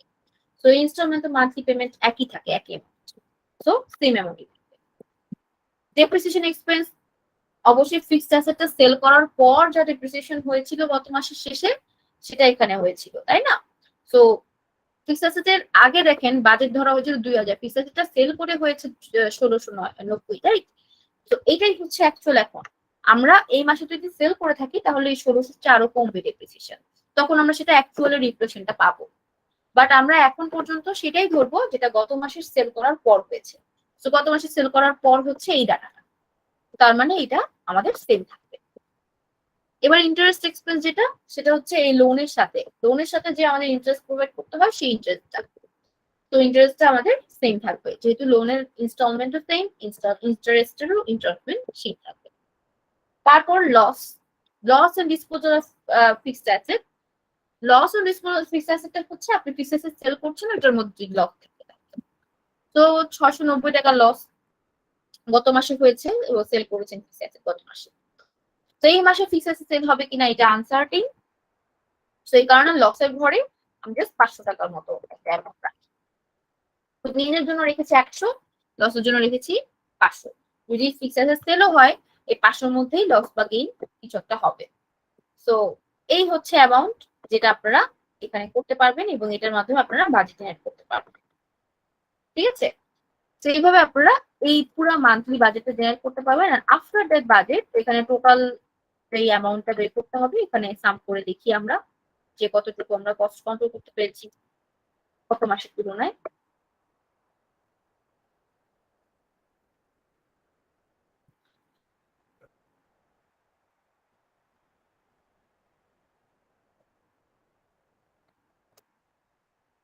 সো গত মাসে ছিল 87,820, এই মাসে হচ্ছে 87,020 সাপোজ, হ্যাঁ, তো 800 টাকা কমিয়েছি। 800 টাকাও কিন্তু একটা মাসের জন্য অনেক অ্যামাউন্ট, অনেক বড় একটা অ্যামাউন্ট, যেই মান্থলি অ্যামাউন্টের সাথে কন্ট্রোলই করা যায় না, সেই জায়গাতে দেখা যায় যে 800 টাকা আমরা কন্ট্রোল করতে পেরেছি, তাই না? তো এভাবে করে করে আমরা কস্টটাকে কন্ট্রোলে রাখতে পারবো, আর মিনিমাম কস্টের মধ্যেই ম্যাক্সিমাম অপারেশন করতে পারবো। আর এই বাজেটটা ফলো করে আমরা এরপর নেক্সট মান্থ চলবো। সরি, সো নেক্সট মান্থ যদি দেখি আমাদের ভেরিয়েশনটা কাছাকাছি আসছে, তার মানে আমরা প্রপারলি আমাদের বাজেটটা করতে পারছি। যদি দেখি নেক্সট মান্থে খুব বেশি ভেরিয়েশন আসছে, এখানে দেখা যাচ্ছে 40%, 30%-এর উপরে ভ্যারিয়েন্স চলে আসছে, তখন বুঝতে পারবো যে ওই অ্যাকাউন্ট গুলোর ক্ষেত্রে আমাদের বাজেটটা সাপোর্ট করছে না। তার মানে নেক্সট টাইম বাজেটটা তৈরি করার ক্ষেত্রে আমরা ওই অ্যাকাউন্ট গুলোকে আরেকটু ভালোভাবে ইভালুয়েট করে বাজেট তৈরি করবো, যে প্রিভিয়াস মান্থে যা হয়েছে অ্যাকচুয়াল সেটার মধ্যে আসলে কতটুকু ধরলে আমাদের বেটার ওয়েতে আমরা বাজেটটা জেনারেট করতে পারবো বা ভেরিয়েন্সটা কম আসবে সেটা খেয়াল করবো। ঠিক আছে, তো এই হচ্ছে আমাদের বাজেট তৈরি করার টেকনিকটা, যেটা আমরা বাজেট তৈরি করতে পারি। ফার্স্ট অফ অল হচ্ছে জিরো বেস বাজেটটা তৈরি করলাম আজকে। আর বাকি যে 3টা বাজেট আছে, 3টা বাজেট আমরা নেক্সট ক্লাসেই তৈরি করে ফেলবো। তো নেক্সট ক্লাসে আমাদের ক্লাসটা থাকবে আমরা বাকি 3টা বাজেটে কিভাবে বাজেট তৈরি করতে পারি, বিশেষ করে অ্যাক্টিভিটি বেস বাজেট বা ট্রেডিশনাল ইনক্রিমেন্টাল, এগুলোর মধ্যে বাজেটের কোন কোন জায়গাতে আমরা আসলে ইভ্যালুয়েট করে বাজেটটা জেনারেট করবো সেটা দেখবো। তো আপনারা সবাই আজকে যারা যারা বাজেটটাতে ক্লাসেরটাতে অ্যাটেন্ড করেছেন, সবাই একটু আমাকে জানাবেন কারো কোনো কোয়েরিজ আছে কিনা, কোনো কিছু জিজ্ঞাসা করতে চাচ্ছেন কিনা। তাহলে এবার আমরা কোশ্চেন গুলো নিয়ে নিই।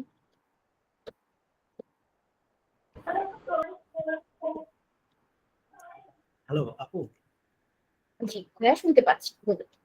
হ্যাঁ, আমরা যখন প্র্যাকটিক্যালি কোম্পানিতে যখন কাজ করি, যেমন বাজেট ভ্যারিয়েন্স নিয়ে বাজেটটা নিয়ে যখন কাজ করি, আপনি যে ভ্যারিয়েন্সটা বের করলেন এটা হলো যে আমার বাজেট অ্যামাউন্ট থেকে আমার অ্যাকচুয়ালটা বেশি, ঠিক আছে, এটা পজিটিভ সাইন্স আসছে। কিন্তু আপনি এখানে মানে একটা -1 দিয়ে পজিটিভ করে দেখাইছে, কিন্তু প্র্যাকটিক্যালি তো আমরা এটা দেখাই না, এটা আমরা মাইনাসই রাখি। তো হুম হুম হুম। যখন এটা আমরা প্লাস রাখতে যাব তখন তো আমার হায়ার অথরিটি কোশ্চেন করবে যে এটা আপনি প্লাস কেন দিচ্ছেন, তখন অ্যান্সারটা কি হবে? আচ্ছা, তো বেসিক্যালি এটা হচ্ছে যে যদি সিমিলারলি আর একটা কোশ্চেন, আপনি ভ্যারিয়েন্সে আবার কি করেছেন, টাকার ক্ষেত্রে মাইনাস থেকে রেখেছেন, আসলে এই দুইয়ের অ্যান্সারটাই আপনি দিবেন আর কি। আচ্ছা ঠিক আছে। সো বেসিক্যালি এখানে পজিটিভটা দেওয়ার মিনিংটা হচ্ছে যে আপনি যেহেতু এখানে রেভিনিউটা ইনক্রিমেন্টটা বুঝতে পারছেন বা দেখাতে চাচ্ছেন যে ইনক্রিজটা কতটুকু হয়েছে, হ্যাঁ, সেই বিষয়টা। তো এখানে যে মাইনাসটা, এটাকেও সেম ওয়েতে আমরা পজিটিভে আনতে পারি। জাস্ট আমি এখানে মাইনাসটা এই জন্য রেখেছি যে এটা যেহেতু রেভিনিউ, সো এই ক্ষেত্রে আমি এখানে মাইনাসটা জাস্ট এভাবে অ্যাজ ইট ইজ রেখেছি যে বোঝানোর সুবিধা আছে যে রেভিনিউটা আমাদের বাজেট অ্যামাউন্টের তুলনায় অ্যাকচুয়াল অ্যামাউন্টটা বেশি হয়েছে, এটা আমরা পার্সেন্টেজের মাধ্যমে বুঝতে পারছি। তো আমরা কিন্তু ভেরিয়েন্স ইন টাকা, ভেরিয়েন্স ইন পার্সেন্টেজ দুটাই একই কোম্পানিতে দেখা যায় যে আমরা সবসময় ইউজ করি না। অনেক কোম্পানি দেখা যায় শুধু পার্সেন্টেজ দিয়েই ওটা তারা ইভ্যালুয়েট করতে পারে, আবার যেসব কোম্পানি দুটা দিয়েই ইভ্যালুয়েট করে থাকে, মানে দুটাই অ্যাড করে থাকে, আমি প্রেফার করি দুটাই অ্যাড করতে। তো সেই ক্ষেত্রে তখন আপনারা দুটাই মাইনাস রাখতে পারেন, রাখাটা কোনো খারাপ বিষয় না বা কোনো ইস্যু না। বাট আপনি যদি পজিটিভে দেখান, এটা ইজিলি রিডেবল। যারা ধরেন বাজেট বুঝে না, হায়ার অথরিটিস বলতে আসলে আপনি বোঝাচ্ছেন যে ম্যানেজিং ডিরেক্টর বা যেসব কোম্পানি আসলে ম্যানেজার্স, তো তারা বুঝতে পারছে। কিন্তু যখন আপনি একজন ইনভেস্টরকে দেখাবেন যে আমাদের বাজেট এরকম বা এরকম কিছু, তো সেই ক্ষেত্রে তারা কিন্তু খুব ইজিলি এই মাইনাস গুলো কিন্তু বুঝবে না। দ্যাট ইজ ওয়াই আমি পার্সেন্টেজের ক্ষেত্রে শুধুমাত্র পজিটিভটা দেখিয়েছি। আর তাছাড়া আপনি টাকা এবং পার্সেন্টেজ দুটার মধ্যেই মাইনাস রাখতে পারেন, এটা কোনো নেসেসারি না যে এটাকে পজিটিভই করতে হবে। জাস্ট আমি এটা রিডারের সুবিধার্থে এটা পজিটিভটা দেখিয়েছি, দ্যাটস ইট। আর আপু, ভ্যারিয়েন্স এবং ডিফারেন্স এই দুটার কথার মধ্যে কি কোনো পার্থক্য আছে? ভ্যারিয়েন্স ইন টাকা আর ডিফারেন্স ইন টাকা এটার মধ্যে কোনো পার্থক্য নাই। ভ্যারিয়েন্স ইন পার্সেন্টেজ আর ডিফারেন্স ইন পার্সেন্টেজ এই দুটার মধ্যে পার্থক্য আছে। বিকজ ডিফারেন্স ইন পার্সেন্টেজ বলতে বোঝাচ্ছে যে একটা পার্সেন্টেজের সাথে আরেকটা পার্সেন্টেজের ডিফারেন্স, মানে কোথায় পার্থক্যটা, হ্যাঁ। আর ভ্যারিয়েন্স ইন পার্সেন্টেজ বলতে বোঝাচ্ছে যে একটা টাকার মধ্যে আরেকটা টাকার কতটুকু পার্সেন্টেজ করলে কতটুকু ভ্যারিয়েন্স আসে সেটা বের করাটা। তো এই কারণে আমরা এখানে budget amount minus actual amount করে আবার বাজেট অ্যামাউন্ট দিয়ে ভাগ করছি, ভাগ করে দেন পার্সেন্টেজে নিয়ে আসছি টাকা। ওকে, সো দ্যাট ইজ ওয়াই এটাকে বলা হয় ভ্যারিয়েন্স। মানে আমাদের এই অ্যামাউন্টটার মধ্যে ভেরিয়েবল কস্ট বা ভেরিয়েবল কতটুকু এটা বের করা, এক্সপ্রেস করতে বা ইনকাম করতে এখানে ভেরিয়েবল টাকার ক্ষেত্রে আমরা ভ্যারিয়েন্স এবং ডিফারেন্স দুটাকে সেম ভাবে মানে সেম বলতে ভাবে পারি। বলতে পারি। জি জি জি, অবশ্যই। ওকে, ঠিক আছে। তো এই তো আমাদের আজকে হচ্ছে জিরো বেস বাজেটিং। আর কারো কি কোনো কোশ্চেন আছে?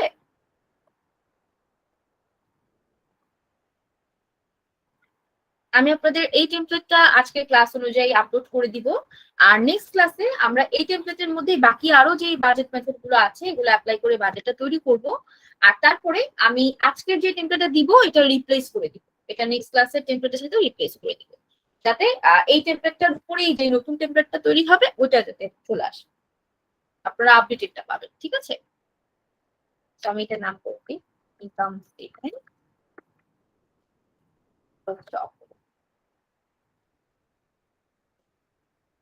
তো যারা যারা এখনো বাজেট তৈরি করেন না কোম্পানি ওয়াইজ, তো আমি অবশ্যই সবাইকে বলবো যে আপনারা সবাই বাজেটটা, এই জিরো বেস বাজেটটা প্র্যাকটিস করেন বাসায়, এবং এই সপ্তাহের মধ্যে জিরো বেস বাজেটটা প্র্যাকটিস করার পরে আমাকে অবশ্যই নেক্সট ক্লাসের শুরুতে জানাবেন কোনো প্রবলেম ফেস করছেন কিনা, বা আপনারা ধরেন কোম্পানি নিজেদের যে কোম্পানিগুলোতে জব করছেন সেখানে বাজেট জেনারেট করার পরে সেটার সাথে রিলেটেবল কোনো কোশ্চেন থাকলে আপনারা সেটা করতে পারেন। তো অবশ্যই আমি খুশি হব আপনাদের কাছ থেকে কোশ্চেন গুলো আসবে। দেখা যাবে যে আপনাদের এই বিষয়গুলোতে তখন আপনারা কোশ্চেন গুলো করে প্রপার ওয়েতে কাজগুলো শিখতে পারবেন বা করতে পারবেন। ঠিক আছে, জি রাজীব ভাইয়া চলে আসুন মাইকে। হ্যাঁ জি আপু। আপু এটা তো আপনার দেখা যাচ্ছে না, আমি আসলে বাজেট তৈরি করিনি, তো আমার একটা কোয়েরিজ আছে, সেটা হচ্ছে আহ এটা তো অপারেটিং বাজেট তাই না? এটা হচ্ছে ফাইন্যান্সিয়াল বাজেট। হ্যাঁ হ্যাঁ অপারেটিং বাজেট হচ্ছে শুধুমাত্র অপারেটিং ইনকাম এন্ড এক্সপেন্সটা নিয়ে সেম পদ্ধতিতে। এখন যদি আমরা দেখা গেছে আমাদের কি অ্যাসেট কেনার সময় কোনো বাজেট থাকে যে আমরা অ্যাসেট এই কেনার অ্যাসেট সময় যে বাজেটটা করি সেটা হচ্ছে ক্যাপিটাল এক্সপেন্ডিচার বাজেট। হ্যাঁ, এটাও আমরা বাজেট শীট তৈরি করতে পারি সেম ওয়েতে যেভাবে আমি বাজেটটা দেখালাম। আমরা সব অ্যাসেট গুলোকে লিস্ট আউট করে আমরা বাজেট তৈরি করতে পারি যে আমরা কোন কোন মাসে কত টাকার অ্যাসেট জেনারেট মানে কিনবো, সেটার আগে ক্যাপিটাল এক্সপেন্ডিচার বাজেটটা জেনারেট করি। জি। ওই অ্যাসেটটা কতদিন ইউজ হবে, কতটুকু আমার ওই অ্যাসেট থেকে বেনিফিট পাবো, সেগুলো কি ফরকাস্ট করতে পারি? সেগুলো হ্যাঁ, আমরা মোটামুটি ওই বাজেটের মধ্যে আসলে ক্যাপিটাল এক্সপেন্ডিচার বাজেটের মধ্যে মূলত কত টাকার অ্যাসেট কিনবো, কতদিন ধরে ওই অ্যাসেটটা আমরা ইউজ করবো, ওই অ্যাসেটের কোনো সালভেজ ভ্যালু থাকবে কিনা, মোটামুটি এটার একটা আমরা ফোরকাস্ট করি। এক্স্যাক্ট। সেক্ষেত্রে কি আমরা কোনো ম্যাথমেটিক্যাল টুলস বা এরকম ইউজ করি? বাজেটের ক্ষেত্রে অত বেশি ম্যাথমেটিক্যাল কিছুতে যাই না আমরা। বাজেটের ক্ষেত্রে আসলে কেনার আগে কত খরচ হতে পারে সেটার জন্য অ্যাডভান্স মানে আমাদের কিভাবে রেডি থাকতে হবে, সেই পেমেন্টটা করার জন্য আমরা যাতে ফাইন্যান্সিয়ালি এলিজিবল থাকি সেটার জন্য বাজেটটা জেনারেট করা হয়। ফিনান্সে যেমন বুকিশ নলেজ থেকে বলতেছি যে ফিনান্সে যেমন ক্যাপিটাল বাজেটিং এর কয়েকটা মানে ছিল, আইআরআর ছিল, এনপিপি ছিল, ঠিক আছে, তো তারপর হচ্ছে পে ব্যাক টুট ছিল, ঠিক আছে, মানে ডিসকাউন্টিং মেথড যেগুলো, ঠিক আছে, তো এরকম ওই ওই সূত্রটি কখন অ্যাপ্লাই করা হয়? ওকে, সো ক্যাপিটাল বাজেটিং যেটা আপনি বললেন ওইটা কিন্তু আপনার হচ্ছে আরেকটা টেকনিক। এটা হচ্ছে কোম্পানি বিভিন্ন শেয়ার যখন পারচেস করা হয়, তো এটা হচ্ছে বেশিরভাগ সময় শেয়ার বা বন্ড যখন আমরা একটা কোম্পানি পারচেস করি বা ইনভেস্ট করি একটা আরেকটা কোম্পানিতে, তো তার আগে আমরা ওই শেয়ার বা বন্ড গুলো নিয়ে আমরা আইআরআর এনপিভি নির্ধারণ করি যে ওই শেয়ারটা আমরা কিনলে পরে কত বছর ধরে ওই শেয়ারটা থেকে আমরা বেনিফিট পাবো, এবং যখন আমরা আবার রিসেল করতে যাব সেইটার থেকে আমরা আসলে আউটকামটা কি পরিমাণ পাবো, কত টাকার শেয়ার আমরা সেল করতে পারবো কত টাকা। তো এই যে আমরা প্রপার জিনিসটা বের করব ওই ক্ষেত্রে তো কোনো ওই ক্যালকুলেশন গুলো আসে। এই ক্যাপিটাল বাজেটিং এর যেই টপিকসটা আপনি বললেন এই পুরো টপিকসটাই হচ্ছে ম্যানেজারিয়াল অ্যাকাউন্টিং একটা টপিক, এবং এটা হচ্ছে আপনার ফাইন্যান্সের ক্ষেত্রে দরকার হয়। ফাইন্যান্স আর অ্যাকাউন্টিং দুটার মধ্যে কিন্তু একটু পার্থক্য আছে, যেটা হচ্ছে যে ফাইন্যান্সিয়াল অ্যাকাউন্টিংটা হচ্ছে অ্যাকাউন্টিং এর ম্যাথমেটিক্যাল টার্মস এর একটা পার্ট, হ্যাঁ, যেটা আমরা করি যে ম্যাথমেটিক্যালি সব ট্রানজাকশন গুলোকে এন্ট্রি করে দেন আস্তে আস্তে প্রসেস করে বের করি, নাম্বারস গুলো বের করি। এই নাম্বার গুলোর উপর আবার অ্যানালাইসিস করাটাকে বলা হয় ম্যানেজারিয়াল অ্যাকাউন্টিং। তো ফাইন্যান্সেস যেটাকে আমরা বলি, ফাইন্যান্সেস এর কাজটা কি হচ্ছে, ফাইন্যান্সের বাংলাটা হচ্ছে অর্থনীতি, নীতি, যে নীতি ফলো করে আমরা আমাদের আর্থিক জিনিসগুলোকে প্রয়োজনটাকে সেট আপ করবো এবং ওভাবে ওই অনুসারে চলবো, সেটা হচ্ছে ফাইন্যান্স। তো ফাইন্যান্সের ক্ষেত্রে আমি কিন্তু ফাইন্যান্স আর অ্যাকাউন্টস দুটার ক্ষেত্রেই পড়াশোনা করেছি এবং আমার বিবিএ এমবিএ দুটাই এই সাবজেক্টের উপরেই মেনলি। তো এই কারণেই আমি এটা জানি এবং ওইভাবে বলতে পারছি। আমি ক্যাপিটাল বাজেটিং এর উপর পুরো আলাদা একটা কোর্সই করেছি, তো ওটার ভিতর সব এই আইআরআর এনপিভি সবকিছু ছিল। তো এটা নিয়ে অবশ্যই আমি আপনাদেরকে লাস্ট ক্লাসে আমি দেখাবো, লাস্টের যে ক্লাসটাতে ওটাতে আমি কিছু কিছু ম্যাজিক অ্যাকাউন্টিং টপিকস লিখেছি যাতে আপনারা জানতে পারেন। তো অনেকেই আছেন যারা এখনো জানেন না যে এই বিষয়গুলো যে আছে। তো ওইটা হচ্ছে ক্যাপিটাল বাজেটিং যেটা রাজীব ভাই বলছেন। আর আমি যেটা বলছি সেটা হচ্ছে ক্যাপিটাল এক্সপেন্ডিচারের বাজেট। এক্সপেন্ডিচার মানেই কিন্তু এক্সপেন্সেস। তো যে ধরনের এক্সপেন্সেস হচ্ছে ফিক্সড অ্যাসেট রিলেটেড এক্সপেন্সেস, যেটা বলছেন আপনি যে ফিক্সড অ্যাসেটের বাজেট তৈরি করবো, এই ফিক্সড অ্যাসেটেরই আরেক নাম হচ্ছে ক্যাপিটাল এক্সপেন্সেস, যেটা লং টাইম কোম্পানি এই এক্সপেন্স গুলো করে থাকে as a capital for the company. ঠিক আছে, সো দ্যাটস ওয়াই আমরা এটা বলি ক্যাপিটাল এক্সপেন্ডিচার্স। ঠিক আছে, সো ওই বাজেটে আমরা মূলত ফিক্সড অ্যাসেট কি কি পারচেজ করবো, কবে পারচেজ করবো, কত টাকার মধ্যে পারচেজ করবো, ওই ফিক্সড অ্যাসেটের ডেপ্রিসিয়েশন বা আমাদের ডেপ্রিসিয়েশনটা তখন আসে না, তখন আসে হচ্ছে যে আমরা এই ফিক্সড অ্যাসেটটা কত বছরের ইউজের জন্য পারচেজ করবো, এটার ভ্যালু কেমন হবে, আর হচ্ছে যে এখানে কোনো সার্ভিস ভ্যালু অ্যাড করবো কিনা, এই ধরনের কিছু বিষয় আসে ওই ক্যাপিটাল এক্সপেন্ডিচার বাজেট। জি। ওকে রাজীব ভাই, আর কোনো কোশ্চেন আছে? না না, ঠিক আছে। ওকে, ঠিক আছে। আপু আজকের ক্লাসের কি সবগুলো ম্যাটেরিয়াল দেওয়া যাবে, মানে পিডিএফ ফাইল সহ? জি জি, সবকিছুই দিব অবশ্যই। বাজেট মানে মূলত বলতে যাচ্ছি বাজেট রিলেটেড যা আছে সবগুলো আজকে দিলে ভালো হতো আর কি। আচ্ছা ঠিক আছে, আমি অবশ্যই সেট করে দিব আপনাদের। আর আপু যেহেতু বাজেট সম্পর্কে আলোচনা করতেছেন, একদিন কি মানে হাফ অ্যান আওয়ার, আধা ঘন্টা কি এবিসি অর্থাৎ অ্যাক্টিভিটি বেস কস্টিং রিলেটেড কিছু আলোচনা করা যায়? হ্যাঁ হ্যাঁ, অবশ্যই অবশ্যই, ঠিক আছে। তাহলে বাজেটের সঙ্গে একটু অ্যাক্টিভিটি বেস কস্টিং বা একটু কস্টিং এর মূলত একটু আলোচনা করে দিলেন তাহলে আমাদের জন্য একটু বেটার হতো। আচ্ছা ঠিক আছে। ওকে ওকে এভরিওয়ান। সো ইনশাল্লাহ আশা করি আপনারা কাজটা আজকে এনজয় করেছেন আর শিখতে পেরেছেন বাজেট সম্পর্কে। জিরো বেস বাজেট নিয়ে সবাই প্র্যাকটিস করবেন আর আমাকে অবশ্যই জানাবেন বাকি বাজেট গুলো যারা জানেন প্র্যাকটিসে রাখবেন। আর নেক্সট ক্লাসে অবশ্যই বাকি মেথড গুলো আমরা শিখে ফেলবো। ওকে, আল্লাহ হাফিজ সবাইকে। আসসালামু আলাইকুম। ওয়ালাইকুম আসসালাম। ওয়ালাইকুম আসসালাম আপু, অনেক ভালো লাগলো।